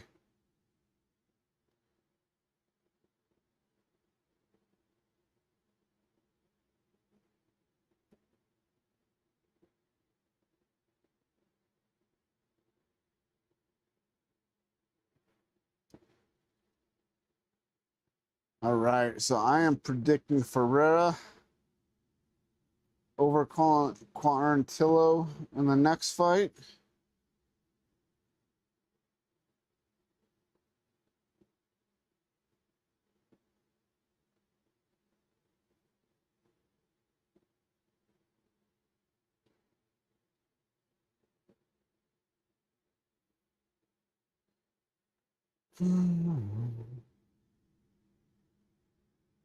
Carla Esparza getting ready to have another baby, it looks like. Is this for real, Bobby? King Green versus Usman Nurmagomedov? Is that really gonna happen? That's saying for UFC 333, which none of the fights have been announced. So that's from the UFC stats, which is a page that puts up a lot of stuff, and sometimes it's true and sometimes it isn't. So guess we will wait and see. I didn't know if Usman Nurmagomedov had actually been signed yet. So I know there's talks of it.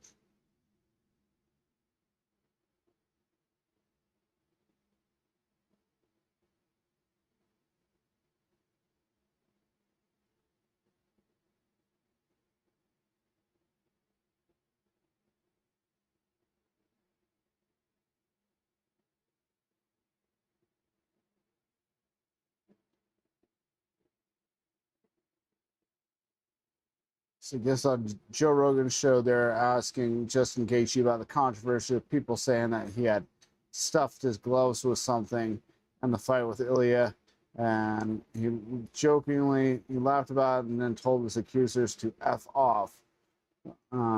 Post also include highlight a wild underlying fact. UFC testing reveals that Justin Gaethje literally has the highest bone density on the entire roster. Pretty interesting. I remember hearing that. Do remember hearing that.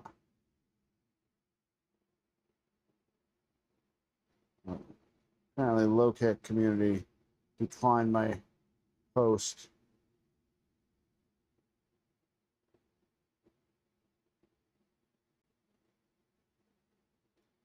See what goes on MMA fighters.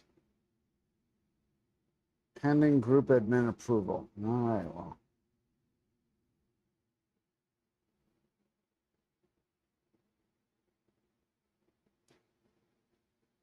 Looks like Darren Elkins has taken off the gloves, fighting in the UFC since 2010. If he were to retire, yeah, can't really blame the guy.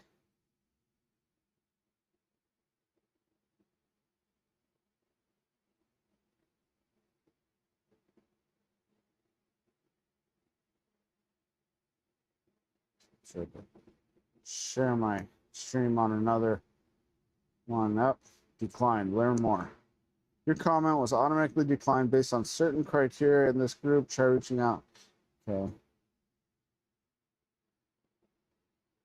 Man, they keep popping up though, so I keep posting on them. Oh yes, the stream seems to have fallen off a little bit. That's why I'm trying to do a little bit of advertising here. So I predicted that Del Valle would win this fight, and he did. I'm predicting Ferreira in the next fight. And after that, the co-main event ends, I will give you guys my prediction for the main event. There's pictures of Shavkat, and I have seen him hitting pads and stuff. Hopefully, Shavkat Rakhmonov will be back soon.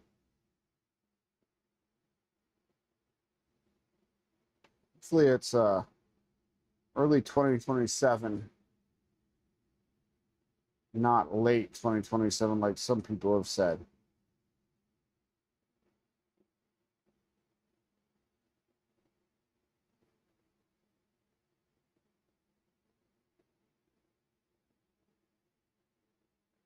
Well, I think I'm been capped on my posts here.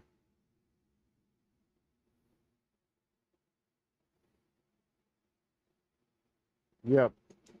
I can't share my. I overshared.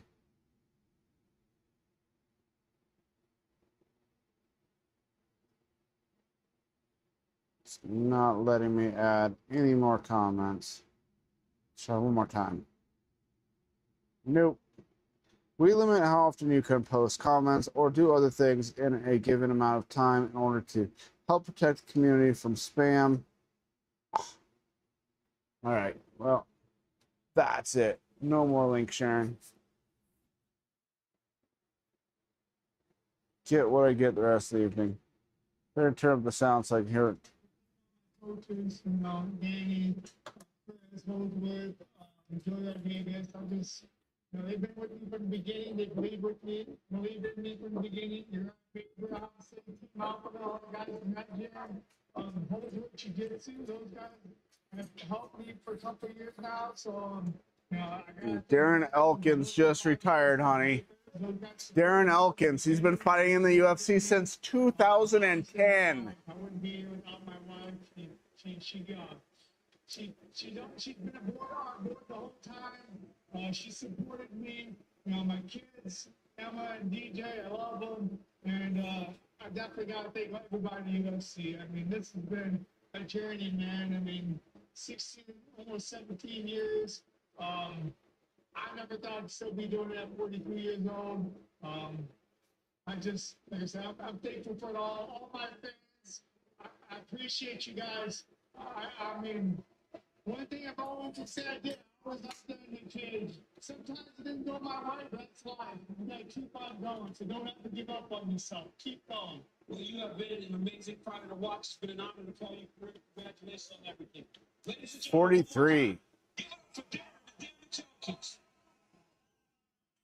And I don't know for sure. They probably said on the commentary, but I feel like he was in a bad car wreck or something a few years ago. Almost died or something. And he was trying to get BJ Penn to fight him or something at one point back when BJ was still fighting. BJ's running for office again down in Hawaii. He just got out of jail. He's totally lost his mind. It's sad. They need to do something for the poor guy. I don't know what to do with him. But maybe they should elect him because, I mean, what could go wrong? I mean, he's probably schizophrenic, but let's put him in office and see what happens. Couldn't be much worse than some of the people that get elected. Travis leave? You gonna cook your chicken fajitas before your peppers go bad if they haven't already?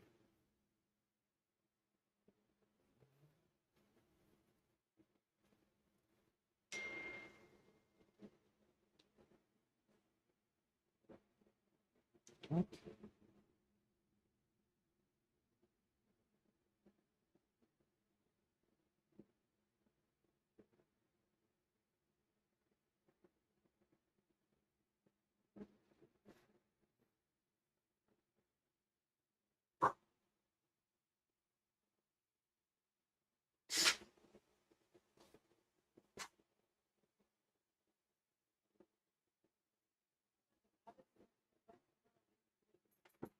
Huh? They eat mice. What the heck? That's weird.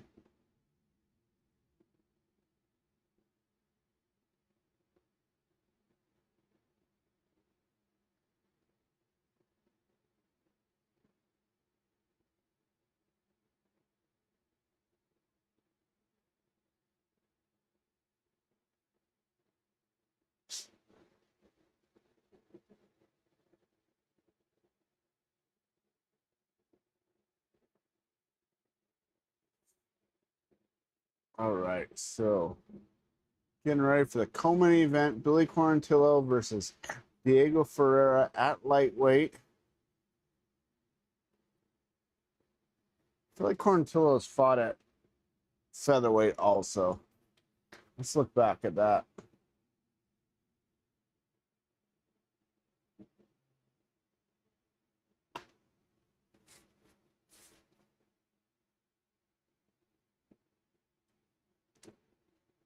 Cub Swanson was definitely at lightweight. Or at 145, right?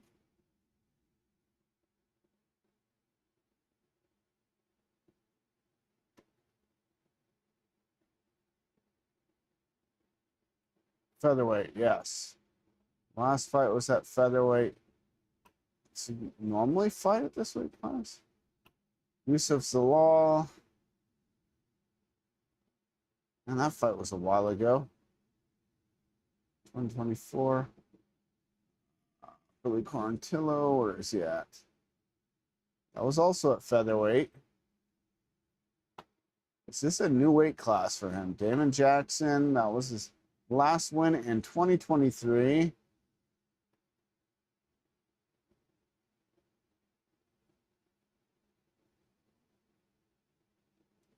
Also at featherweight. So I don't recognize any. Hernandez, that one I believe was lightweight. We beat Hernandez. Let's look at that. And that was way back when Jan Blachowicz and Ankalaev fought for the vacated belt.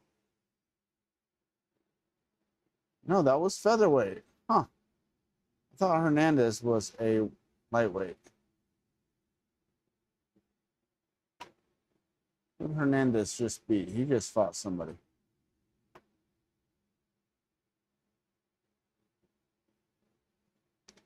Now I'm going to have to click on that. Alexander Hernandez. What the heck? Oh. Alpha Garcia. Yes, he's listed at 155.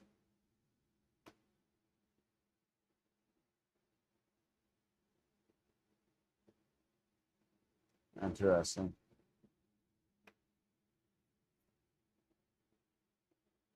All right, so yeah, Quarantillo looks like this is a new weight class for him. Shane Burgos, that he's also a 145 pounder for sure. So yeah, moving up to lightweight. What was his height? Let's go back.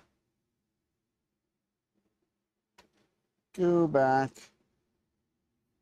5'10". So I mean, that's pretty tall for a 145 pounder. I believe he's gonna have a height advantage over his opponent. 5'9", a little bit. Man, Ferreira's 41 years old.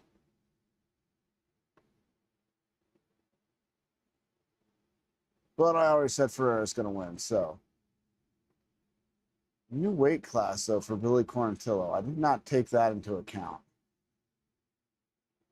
Man, thinking about changing my pick here.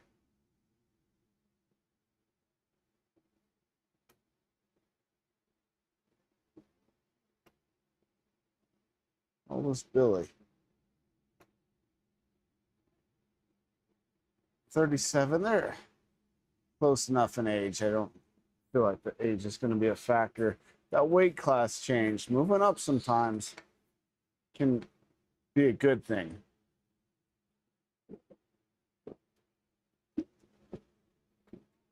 I think I picked Ferreira because of the competition he's fought against. It's got more wins than losses. Did lose to Hernandez, though. Grant Dawson.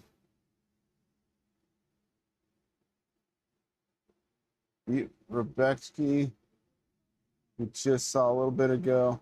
Michael Johnson. Michael Johnson by a KO. That's pretty mind-blowing. Totally do not remember that. Lost to Gamrot. Made it to the second round with him. Gregor Gillespie and Beneil Dariush. But that would have been when Dariush was on his, killing spree. And that was a split decision to Dariush. Beat Anthony Pettis back in 2020. Lost Dustin Poirier.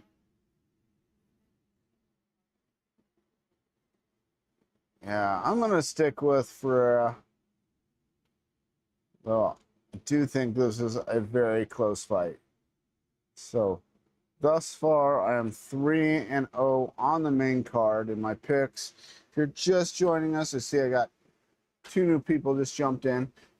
Watching UFC Fight Night 284.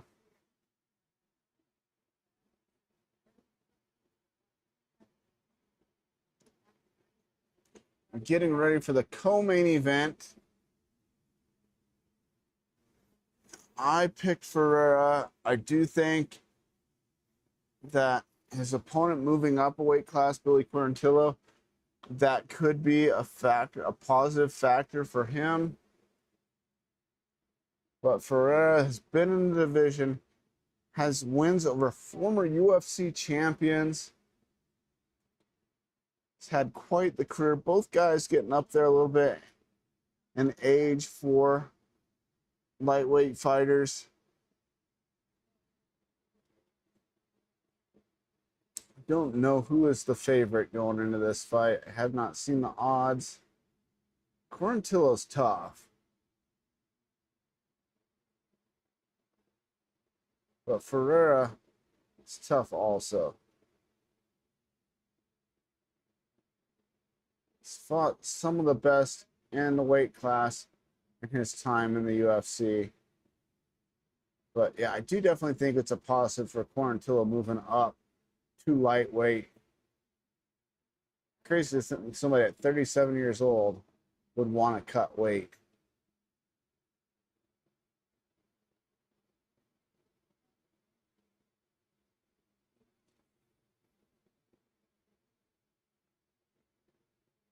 This guy, man,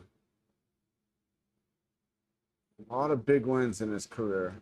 Knockout win over Michael Johnson. Just saw the highlight right there where he dropped Michael Johnson.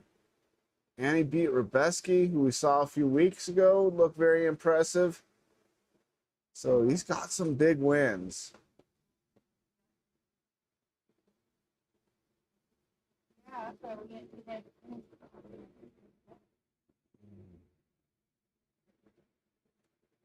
Co-main event coming up. Then we got Mateusz Gamrot versus Quillen Salkild. The main event. Very experienced Gamrot, 26-4 against Quillen Salkild, 12-1. And I believe Salkild's on a 12-fight winning streak, and his first pro fight is his only loss. Let's check that really quick. 12-1. Yes, that is correct. And he had amateur fights too. You don't see fighters with that many amateur fights this day and age.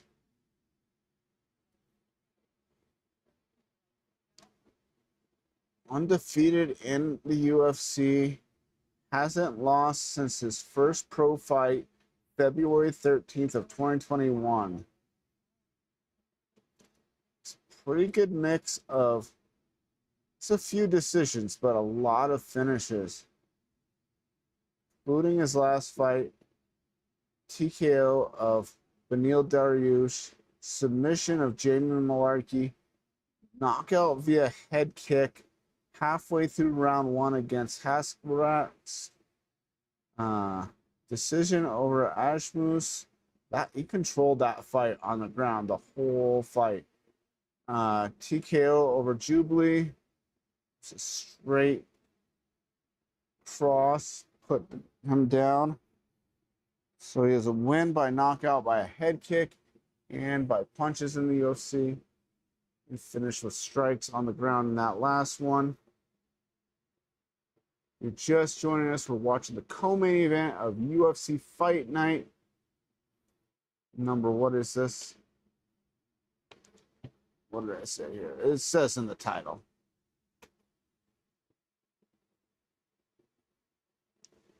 UFC Fight Night 284. Like I said with Darren Elkins that fought in the previous fight, his first fight in 2010. I don't know if that was the first fight night. It's just called UFC Live. I don't know. Let's look at it really quick. I'm really curious as to what the heck event that was. I don't think that was the first fight night. Crazy long career for Darren Elkins. Let's look back really quick here. Just retired, fighting in the UFC for close to 17 years. Okay. UFC Live won against, had a win over Dwayne Ludwig and then lost at UFC Live 2. What the heck? Why is it called UFC Live? That was the main event, was Jones versus Vera. That's so long ago. Broomfield, Colorado. Fought there before, I believe. Junior Dos Santos and Gabriel Gonzaga fought on that card. Czech Congo and Paul Buentello. This is so long ago. It's crazy. We just saw a guy fight that fought on this card. I don't know what UFC Live was. It couldn't have been a free card. That you had to pay for that. That's weird. Really? Is that before they called them fight nights? No. This had to have been a... Was this a title fight?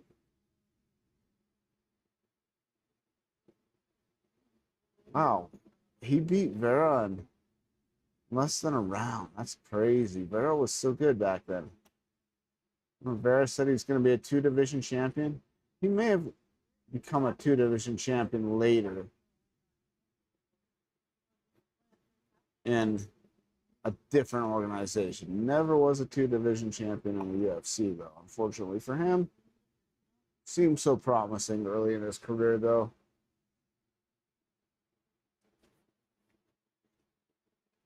All right, co-main event. Billy Quarantillo coming up from 145 to 155.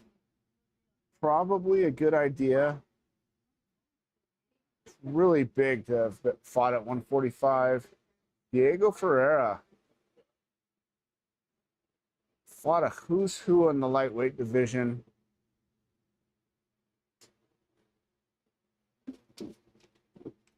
Even being the older fighter, he is the favorite. Better UFC record than Billy. This is going to be an interesting one. Do think give Billy a little bit better chance just because he's moving up a weight class. But like I said, Ferreira's fought such good competition, knocked out Michael Johnson. Michael Johnson may have been in the UFC since 2010. We're going to have to look at that in a minute. He's been in the UFC for a really long time.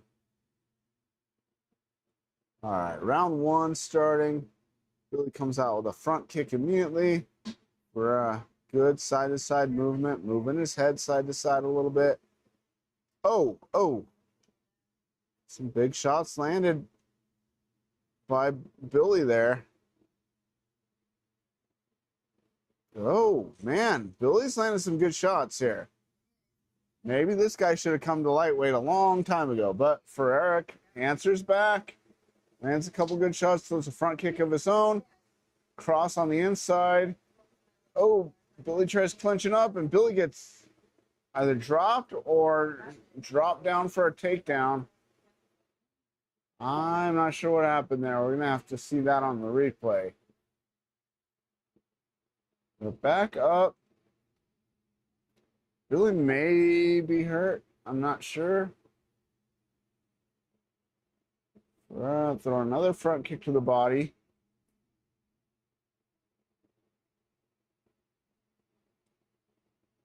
Good head movement by Ferreira.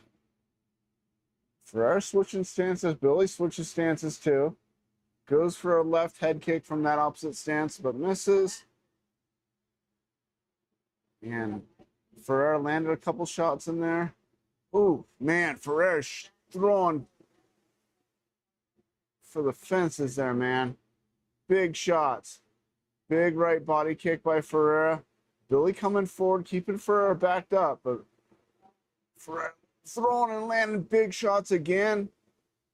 But this is a case where Billy probably has a better chin moving up a weight class than he did when he was cutting to 145.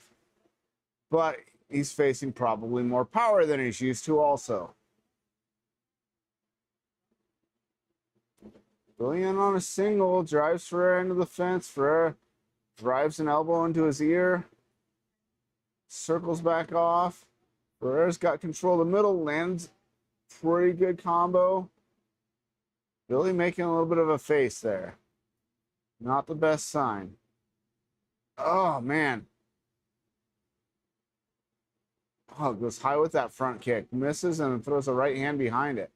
Ferreira throwing like crazy here. Ferreira looking really good. Billy's still hanging in there though. But he looks like he may be getting a little bit tired. Man, Ferreira throws punches. He's trying to kill you. Puts everything into every punch, it seems like. Oh, man, Ferreira looking really good here. And on a double, gets it. Billy looked like he was trying for rubber guard, but couldn't get a hold of an ankle. Ferreira trying to pass, and not quite, still in half. Going for some ground and pound now. Billy he's pushing on the hip. He's trying to turn it and get that knee shield going.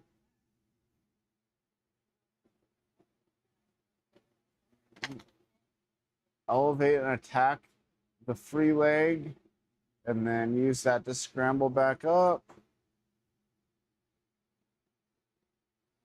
But it looks like he's just gonna stay here in half guard. Should be trying to move. This is not what you want to see from Billy Quarantillo.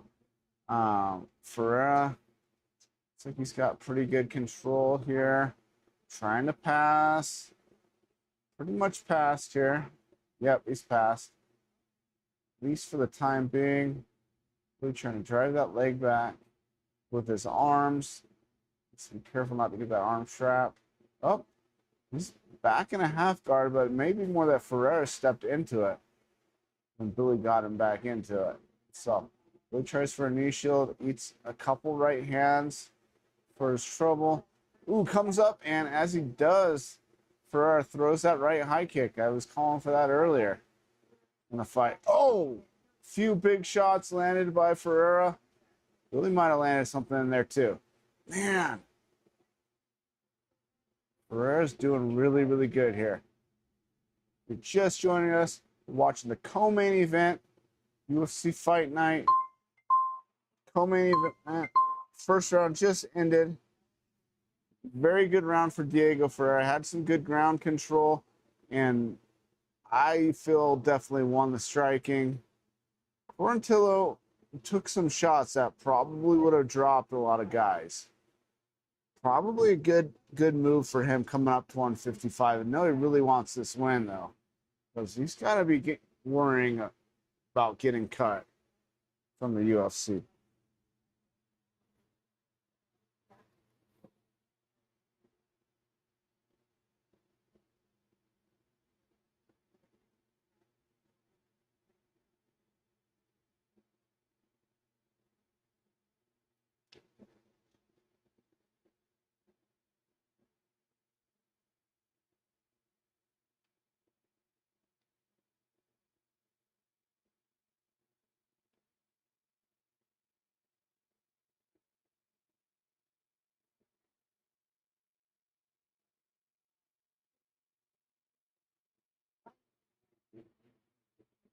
Ah, my timer started in time here. Yeah, I'm about 5 seconds behind on my timer. Quarantilla pushing forward again.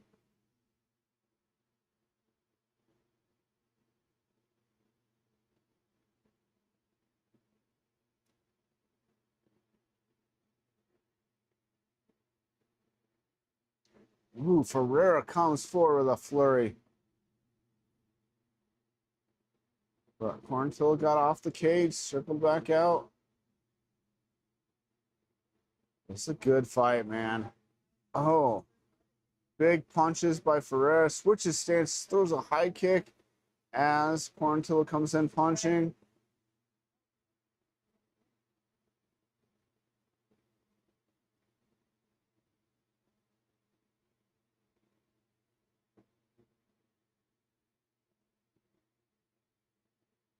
Man, this has been a really good fight.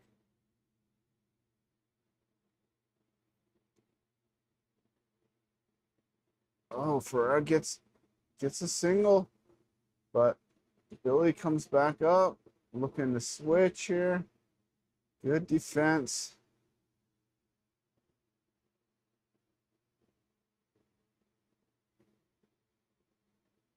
Oh man, big shots by Ferreira again.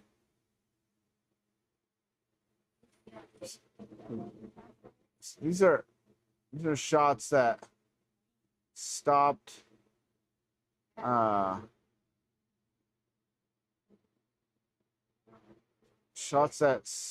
Michael Johnson.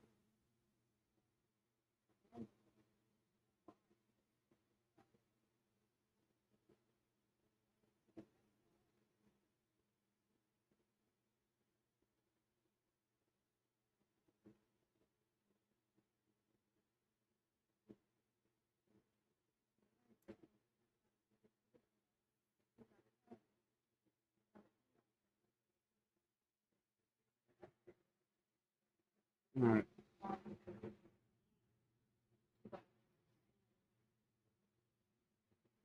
I assume that's what that meant. All right. Sorry, guys. Step away for a split second. Still Billy Quarantilla pushing forward, but Ferreira landing more and getting another takedown. Quarantilla comes back up against the fence.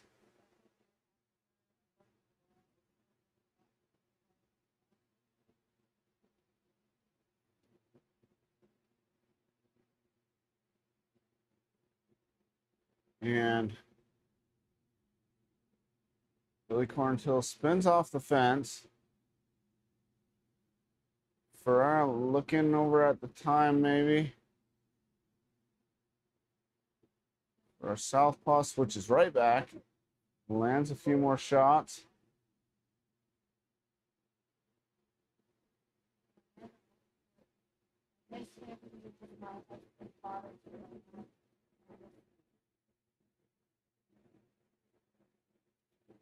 Oh, some more big shots by Ferreira.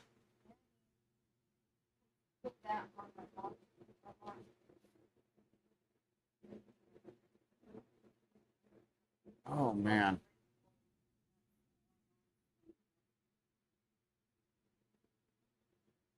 Oh.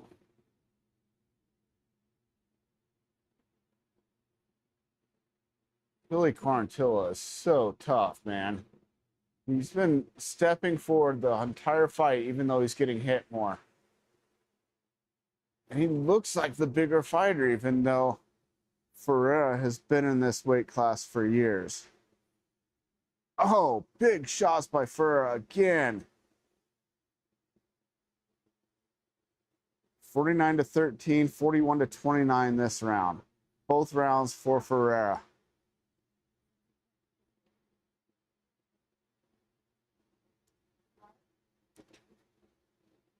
Lost my multicam over here. Good to work again. Oof. Man, the shots that Ferreira has hit Billy Quarantilla with would have stopped a lot of other lightweights. And that is the end of round number 2.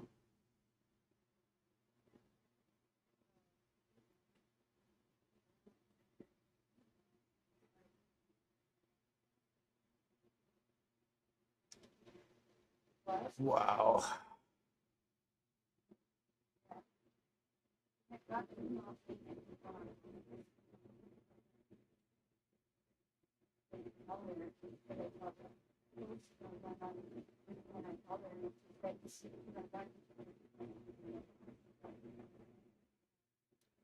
All right, going to round number 3 of the co-main event. It's just been a heck of a fight. Billy Quarantillo probably should have come to this weight class a while ago because he's looking pretty good at this weight class. Ferreira's just animal. There we go.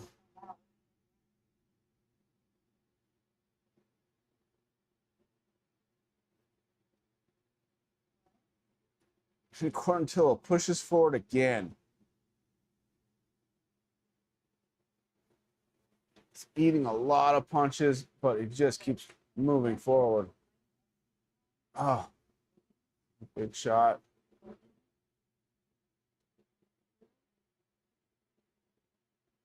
Oh, man. Ferreira just standing there popping him. Oh, front kick to the face by Ferreira. Drops down for a double. Another punch. Oh, man. Hammers him with a couple more punches in there. Oh, Billy just keeps moving forward and gets caught again. Ferreira's doing a good job of making Billy miss a lot and then making him pay. This fight's been crazy. Man. Oh, switches stances and lands another combo, does Ferreira. Billy trying a few front kicks, trying to punch here and there, but he's missing a lot. Drops down for a double. Ferreira defending well. Ooh, nice trip by Billy Quarantillo.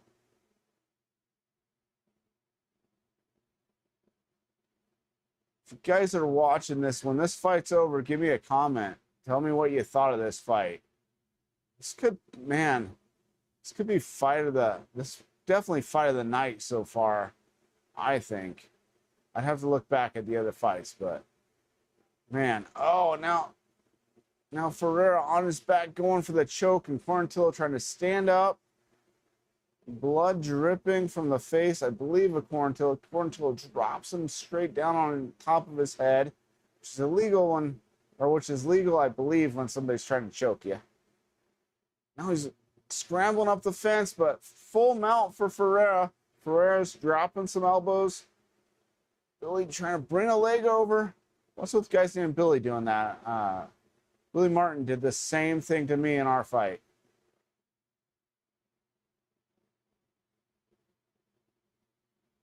God, that was crazy. All right, we're back on the feet here.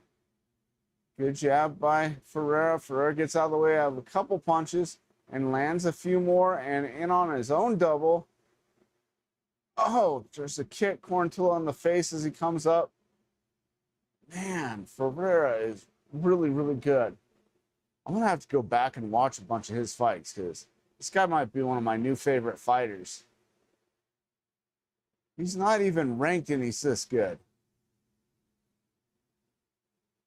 Oh, man.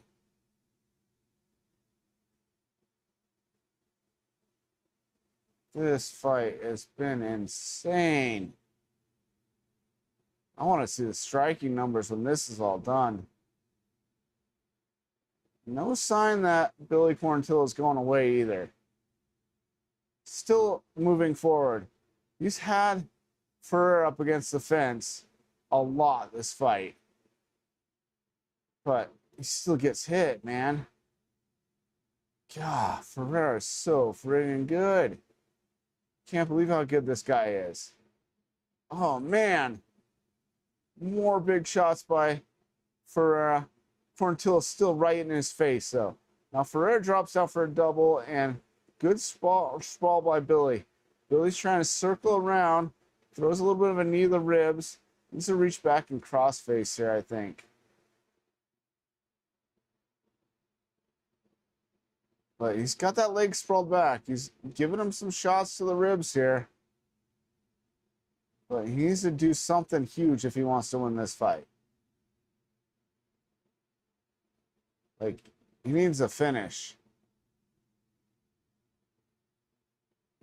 But he's on top, and Ferreira's guard. Ferreira releasing that guard like he was going to throw up a submission attempt of some sort. I know Ferreira would like to not have the fight end here, but definitely think he's got the fight won regardless. Man. That was crazy.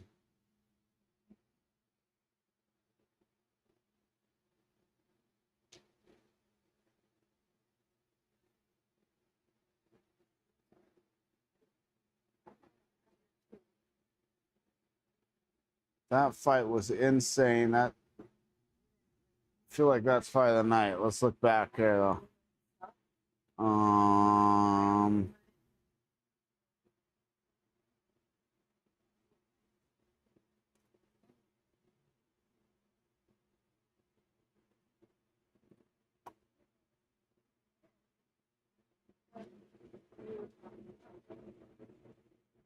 Yeah, my opinion, that was fight of the night. First fight, the women's fight on the prelims, Gigi Canuto against Carol Ferreira. That was good too, but I definitely think this was better.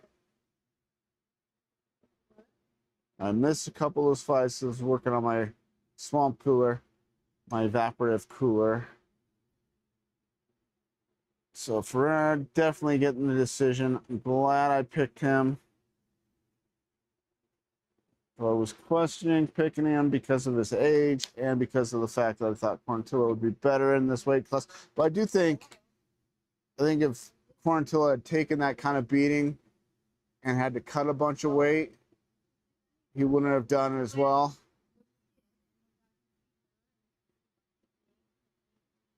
But yeah, that was a crazy, crazy fight. And Ferreira gets the decision. But I definitely think that's fight of the night. Quarantillo is going to get a bonus for that one. Even though he lost and got ate up with shots, dude pushed forward the whole fight. Very impressive. All right, I need to get to the main event here. Gamrot. All right. I don't know what is going on with the multicam. It's not working. It keeps kicking me off. I'm going to try one more time.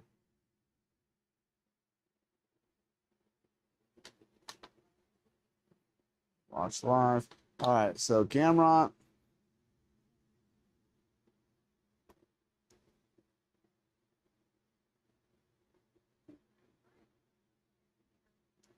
(26-4), 35 years old, has fought a who's who of the division.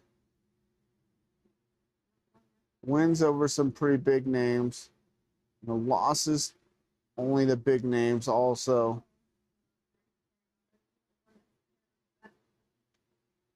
Hey, doggos.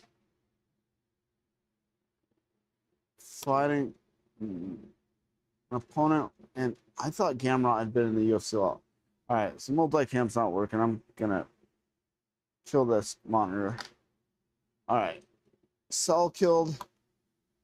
Only been in the UFC for, what, a year? Already ranked.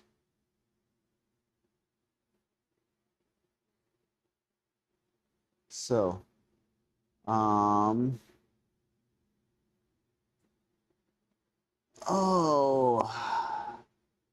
knockout win over Beneil Dariush, his last fight. Submission over Jamie Malarkey. Knockout by a head kick against Nasrat Hasparas.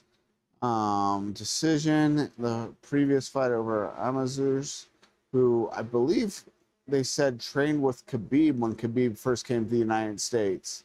And he took him down a lot. Salkill did. So, knockout win with a punch over Jubilee, his first UFC fight, and got his contract September of 2024. First fight in the UFC in February of 2025. So he's been in the UFC just over a year. Has racked up 5 straight wins, 4 of those by finish. Super impressive. 26 years old. I believe started training in martial arts sometime in 2018 before he took his first amateur fight. And is just crazy good already.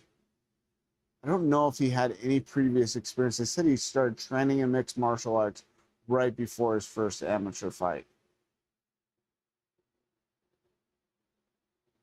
Currently ranked lightweights.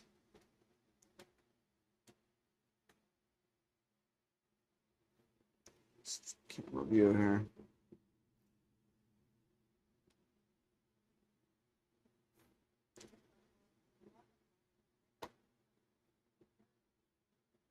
Currently ranked number 12, fighting Gamrot, who is ranked number 9. Whoever made that post on Low Kick MMA community or whatever it is, and said that anybody who thinks that Quillen Salkild can beat Gamrot is stupid, that's a stupid comment.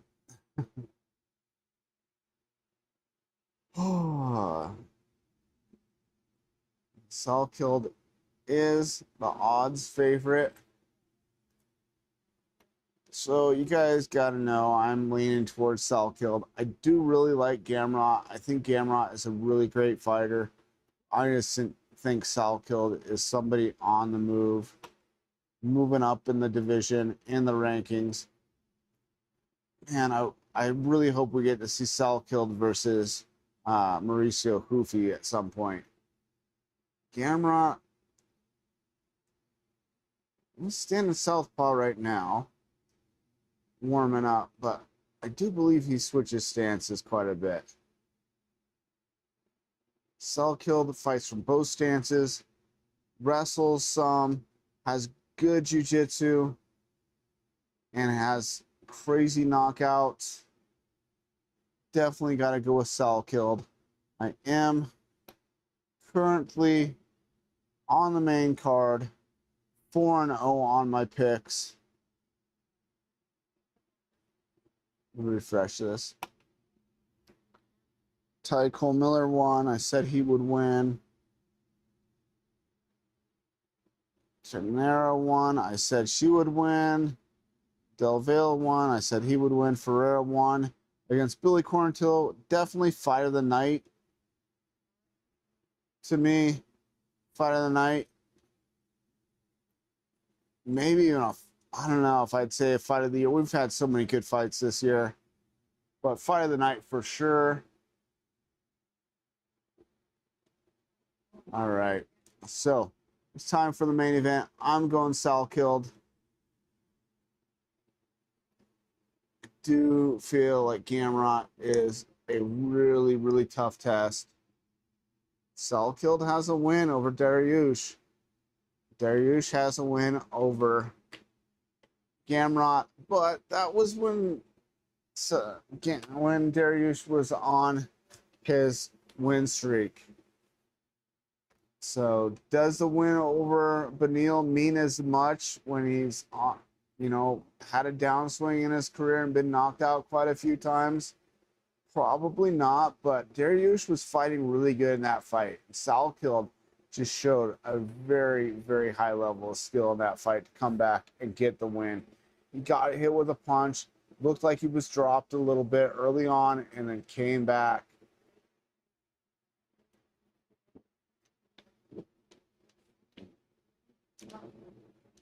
What you guys think of that fight? If you're on right now, leave me a message in the chat. Put a comment in the chat. Tell me what you thought was that last fight of the night? Where do you put that fight in best fights of the year? There's been so many good fights this year. Gaethje with 2 crazy wars.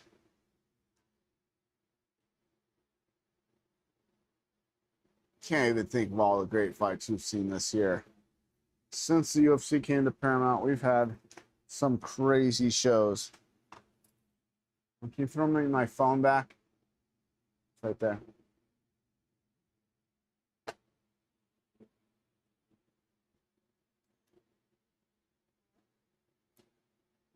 All right. Yeah, guys, put a comment in the chat. I love hearing what other people think about the fights. It's one of the reasons I do this. Main event coming at us. Let me see if I can post it. If I can share my link again. I don't think I can. Probably not going to let me. I've probably been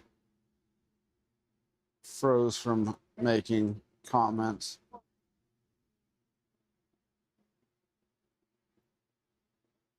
Try. Oh, it did. It did let me. That's crazy. I thought I was froze out.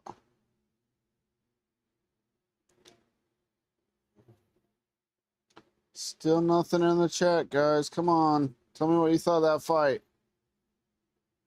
That was an awesome fight. Somebody is asking on in the MMA Outsiders page, anyone having problems streaming?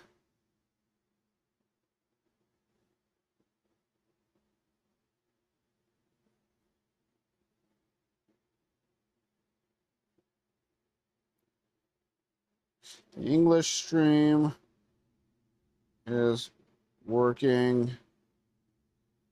comma, the multicam not so much.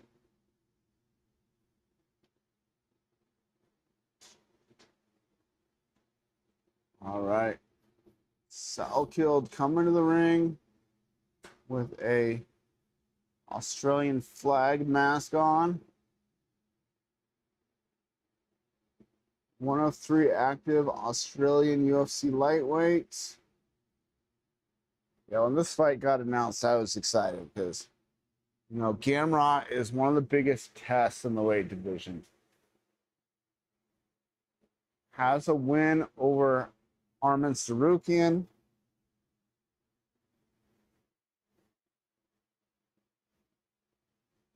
And Arman doesn't want to fight him again. Doesn't want to get that one fight back. I don't. What the heck did I do here? I have a bunch of emojis up on my one screen.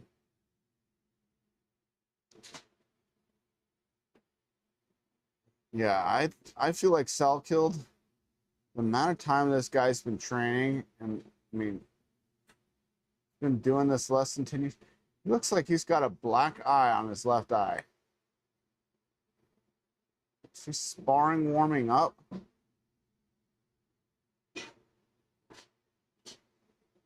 Maybe that's just, he's got some skin issues. Maybe that's what it is. I haven't ever seen him get cut, though, that I can remember. He had a war his fight on the Contender Series to get the contract. And I don't know if his opponent on the Contender Series got a contract, too, but he should have. That kid fought really well also. Salkilled definitely won the fight, but his opponent on the Contender Series was no slouch. Is it? If we click on, oh yeah, it'll tell us. I don't know what I'm thinking. I'm thinking of the Ultimate Fighter fights don't get listed in your record, but Gage Young, did he ever get a UFC contract or get another chance? Because that guy was impressive too. 11-3. Okay, yes. He is also in the UFC. Lost to Salkilled. won a fight outside of the UFC, and then has had 3 UFC fights since. The Thiago Moises one, split decision back in April. Okay, now I do remember Gage Young winning that fight. All right. It's going to be really interesting to see if it goes longer. How does Selkill do in rounds 4 or 5? I haven't seen any signs of cardio issues in 3-round fights. Don't think we're going to see any problem in a 5-round fight. This guy is an athlete. Never noticed how small the door to the cage is on the Apex UFC cage. We know the cage is smaller. I never noticed how opening the door is way smaller. But the Apex is looking way cooler. I'm guessing they remodeled after Ultimate Fighter ended.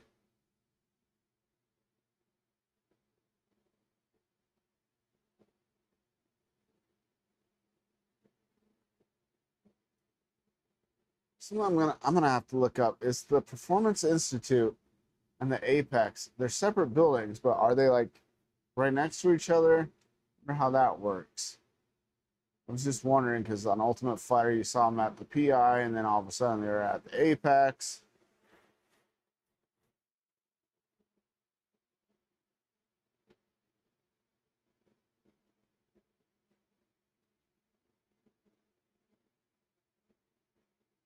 And yeah, I'm gonna have to do some research because I was wondering if the Apex is not where they do Ultimate Fighter. They truck in all the equipment and take it back out. Okay, something I wanted to look up. How long has our boy Michael Johnson been in the UFC? And I forgot about Ferreira knocking him out. 24-20. That's crazy.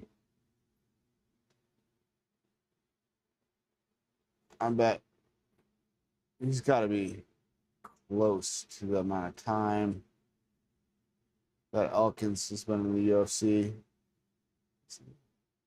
Oh, he goes back further, doesn't he? Nope. Ultimate Fighter finale, December 4th, 2010. So, yeah, he's been around for a while. Holy smokes, man. And look at how many fights he had before that. That's wild. And Jonathan Brookins, the guy that beat him on Ultimate Fighter, not last near. He was gone after a few fights. Let's look up. Okay, going down a rabbit hole here. Let's look at Jonathan Brookins. You guys remember this dude? 16-11. Oh man, he was still fighting in 2025. That's wild. He got cut from the UFC pretty quick. In 2012. So I mean, lost to Dustin Poirier and Charles Oliveira. A win over Wagner Roca.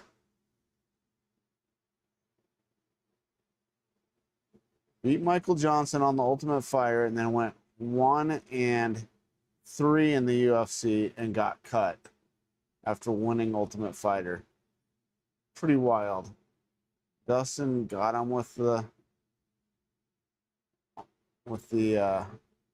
Doris Bravo choke. Same thing. I don't know where Bravo came from. All right. Go. Camera being announced right now. Flip this up. I feel like I'm cutting off the top of my head because I leaned forward so much.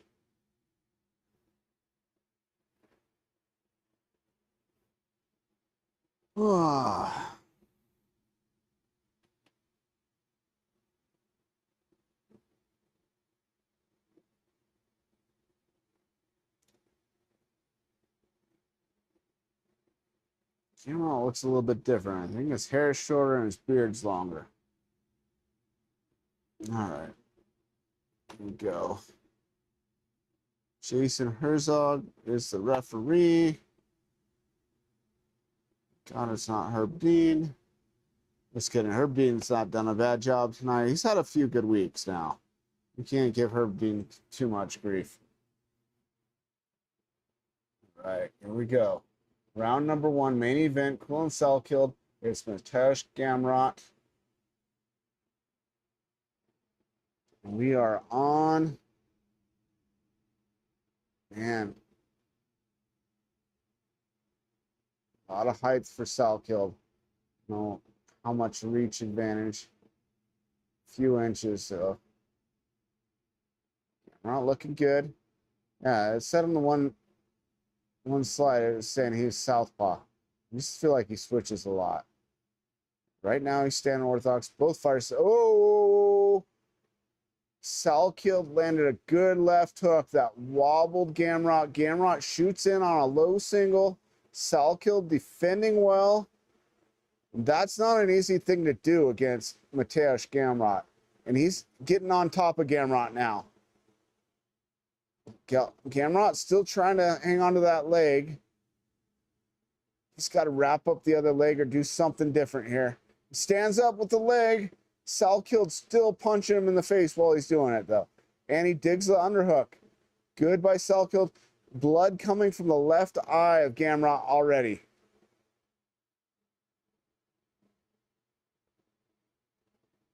Good start to the fight by Salkeld. Slams his shoulder into the face of Gamrot. Probably got bony shoulders, man. He's a tall, lanky guy. Amazing defense. Gamrot attacking a leg. Has a potential knee bar here. Salkeld staying calm. Has the foot on his leg, trying to pull his other leg out. He's going for a heel hook. Salkeld doesn't seem to be very worried. Gamrot should try to use this to get on top. Scramble to get on top. So I don't think he's going to tap Salkeld here. The knee is down really low at this point. But Gamrot may have missed his opportunity to use it for a scramble. Now Salkeld has his back and landing punches from the turtle position. Somebody said, if you give Salkeld a chance in this fight, you're stupid. Come on. There's levels to this, and Gamrot's way a level above. I think we've already seen that proven wrong. Like I said, anybody who's ranked in the UFC, they're the same level.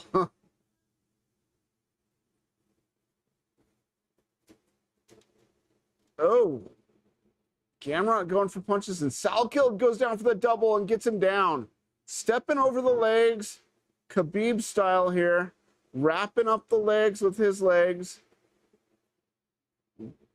This, not good for Gamrot. And Gamrot looks very, very discouraged right now. He's like, this kid is not supposed to be able to out-wrestle me. Oh, man. He's getting hooks in. He's got his back. He's going for the rear naked choke like we saw against Malarkey. He's got the body triangle. Gamrot trying to spin out. Good scrambling by Gamrot. Salkeld posting up on one arm. He's got a one-on-one on the far arm, which allows him to get back to Gamrot's back almost. He can suck him in and take his back again, and he does. Body triangles on the wrong side. If you are just joining us, we're watching a crazy opening round of Salkeld versus Gamrot. Salkeld probably has a 10-8 round here. He's dropped him. He's had submission attempts. Now he's got a rear naked choke going with 40 seconds left. Gamrot taps. Holy smokes, man. So that guy on Low Kick MMA that said if you thought Salkeld had a chance, you were stupid. You're stupid, dude. All right. 5-0 on my main card picks, and I'm not even going to talk about the prelims because, wow. We've got a potential top 5 guy here really quick. Give him somebody in the top 5. Let's look at the lightweight rankings right now because I want to tell you who I want to see him fight next. Salkill just took Gamrot apart in 1 round. Okay, so Sarukian is fighting who again? Not Max Holloway, or not Charles Oliveira, and not for the belt. Sarukian is fighting Mauricio Hufi. So Mauricio Hufi is taken. With that win, Salkild moves into at least the number 8 spot. He may pass Hufi there. He probably won't. Man, Benoit Saint Denis just got choked out by Paddy Pimblett. You know what I want to see? I want to see Paddy Pimblett. If Paddy and Ilya don't fight, I want to see Paddy Pimblett versus Kulin Salkild. That's the fight I'm calling for. Everybody else is pretty busy. If Pimblett doesn't fight Ilya, let's do it. Let's go Salkild versus Paddy Pimblett. Benoit Saint Denis coming off a loss. That doesn't sound like a fight I want to see. Fufi already has the fight lined up with the Army and Sarukian. Charles Oliveira taking a little bit of time after his good friend and training partner passed away. Ilia Topuria coming back potentially. And you got the champ. Gamrot just looks like totally like at a loss. Like, I don't know what just happened. Has anybody ever done that to Gamrot? His entire career, has he lost in the first round?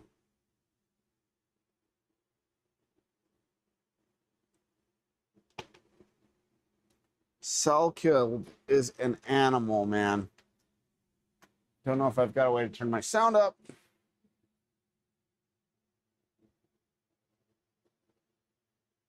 This is not working.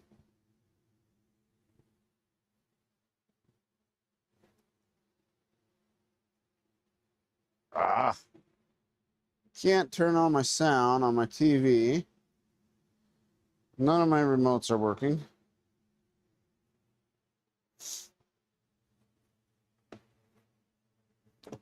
All right, guys, I'm missing the interview. Really want to know who he calls out here.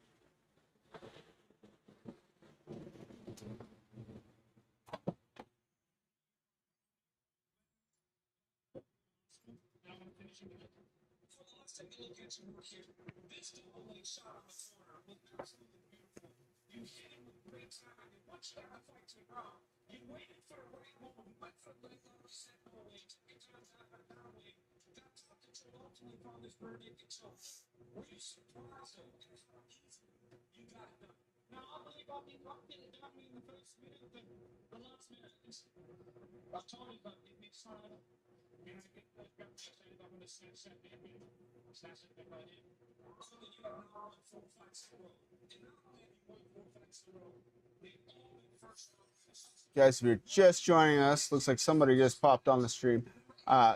Salkild just beat Gamrot. They're asking him who he wants to fight next.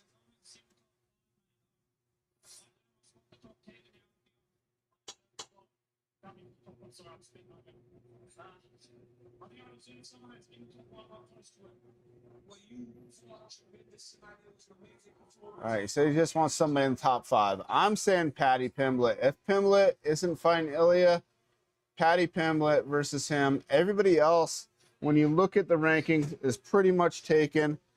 I'm going to leave the sound on over there. I wanted to look and see, has Gamrot ever been finished in the first round? Oliveira took him into the second. halfway through the second round to beat him. Dan Hooker beat him by a split decision. That was one of the fights we watched the other night. Beneil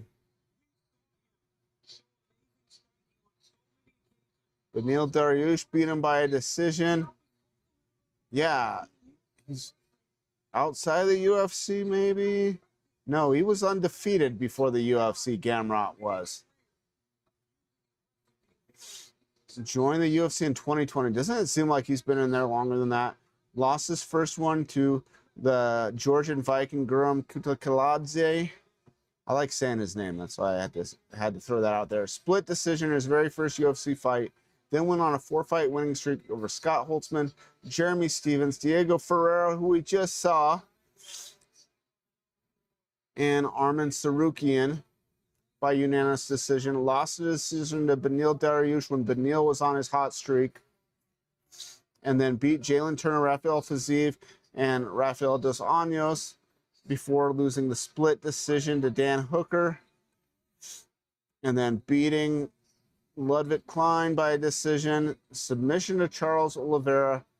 Only other time he's been finished.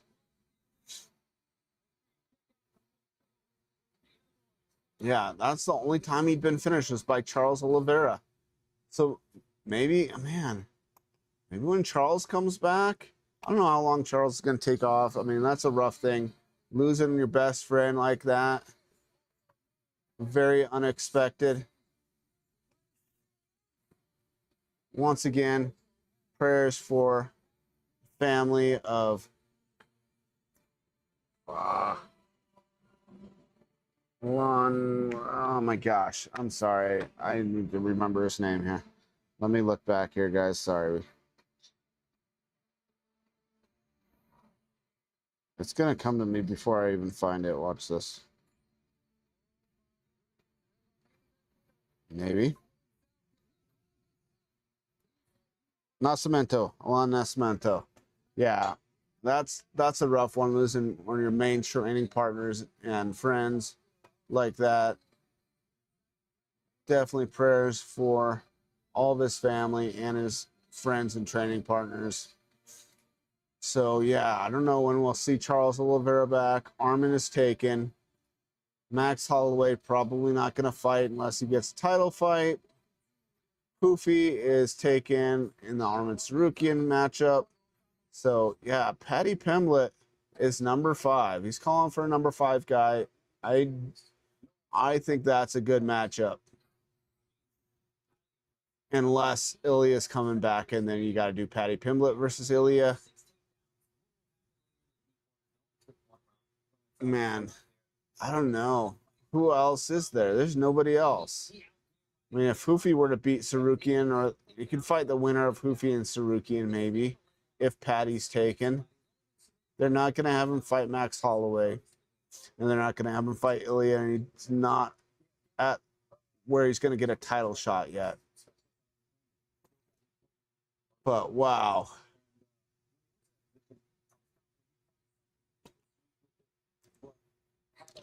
So what do you guys think? What was fight of the night? I'm saying, which girl fight? Oh, you like that one? That was the only fight you really watched. Wifey says Tenera versus Amanda Lemos, fight of the night. That was a good fight. The first women's fight on the card, Carol Ferreau versus Gigi Canuto. Canuto did take the fight on just over a week's notice.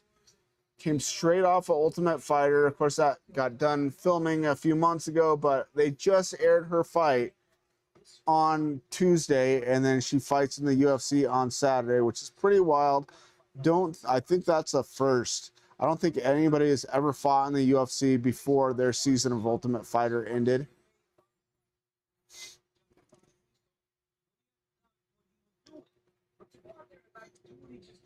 Yeah, the first girl fight and the Tenera versus Lemos fight were both really good.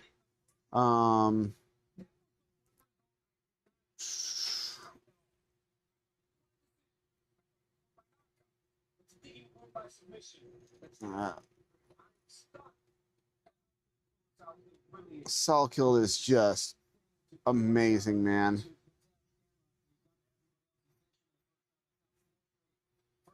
Four straight first round finishes.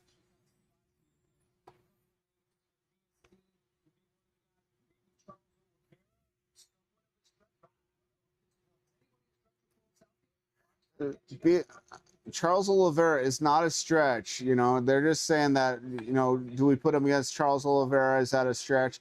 No, because of the fact that Charles Oliveira took more time to beat Gamrot than Quillen Salkill just did. He beat him in less than a round, and it took a round and a half for Charles to beat him. I know Patty's a huge star, and Patty's fought for the belt. But if Ilya's not coming back right away and they're not going to do Patty versus Ilya, the big grudge match, then you got to do Salkill versus Patty before the end of the year. It's going to be on a pay-per-view for sure. Co-main event, probably. But this kid is so freaking good. This Gamrot is so good, and he just smoked him. No pun intended. I forgot he does the little thing like he's pretending like he's smoking after the fight. But he did just smoke Gamrot. I want to see if... I don't know how long it takes them to get Fight of the Night posted. So... been streaming for 3 hours now. That was crazy. Let's say that Tenera title run starts now. Maybe. Salkill definitely on a run to a title shot after that.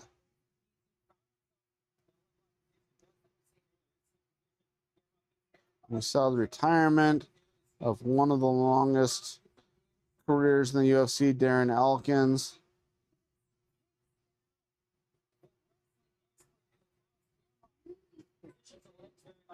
What? Be right back, guys.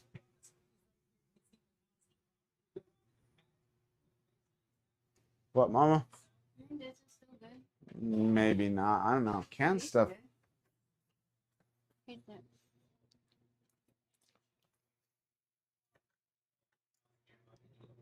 Probably. If you want to eat it, I think it's still good.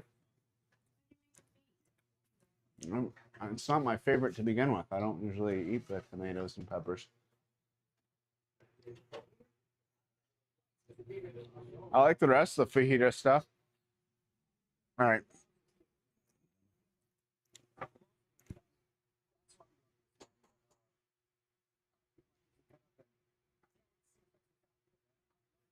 Yeah, so now poor Dustin Poirier has to talk about his longtime training partner just getting whooped. That's the only problem with working the desk.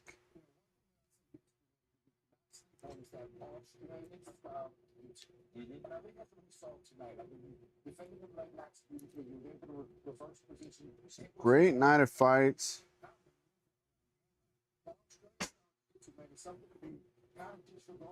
We've never really seen it in full display inside the UFC. We've seen elements of we've seen elements of his wrestling. Not seeing. So there's another post saying that Tommy McMillan will be fighting Marwan Rahiki at UFC Noche. So hopefully we see that added to the official card.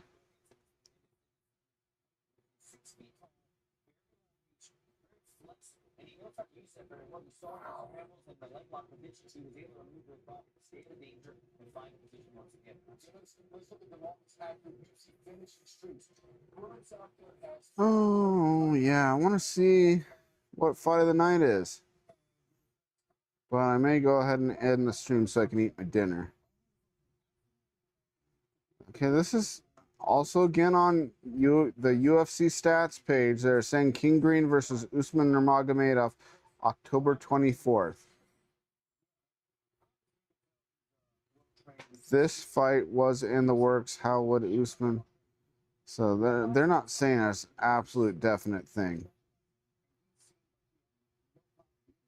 So Ferreira wants King Green or Jim Miller. I like both those matchups. MMA Junkie also saying Tommy McMillan versus Marlon Rahiki.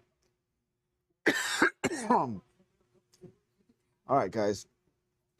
I'm going to go ahead and call it because something's stuck in my throat. Great night of fights. Might be back for fights Tuesday night for Dana White's Contender Series. Would be kind of fun to live stream for those. So we'll see. But I'm going to call it good for tonight and end the stream. Thank you guys for joining me. If you have not subscribed, followed me on Rumble, I would really appreciate if you click the link in the description, the referral link, and you sign up, and I will then get credit for you signing up. I don't think anybody's done that yet, but I would really like it if you would. So, everybody, great night of fights. Once again, say a prayer for Alan Nascimento's family and friends. And yeah, let's hope that we get to see Quillen Salkill fight again before the end of the year.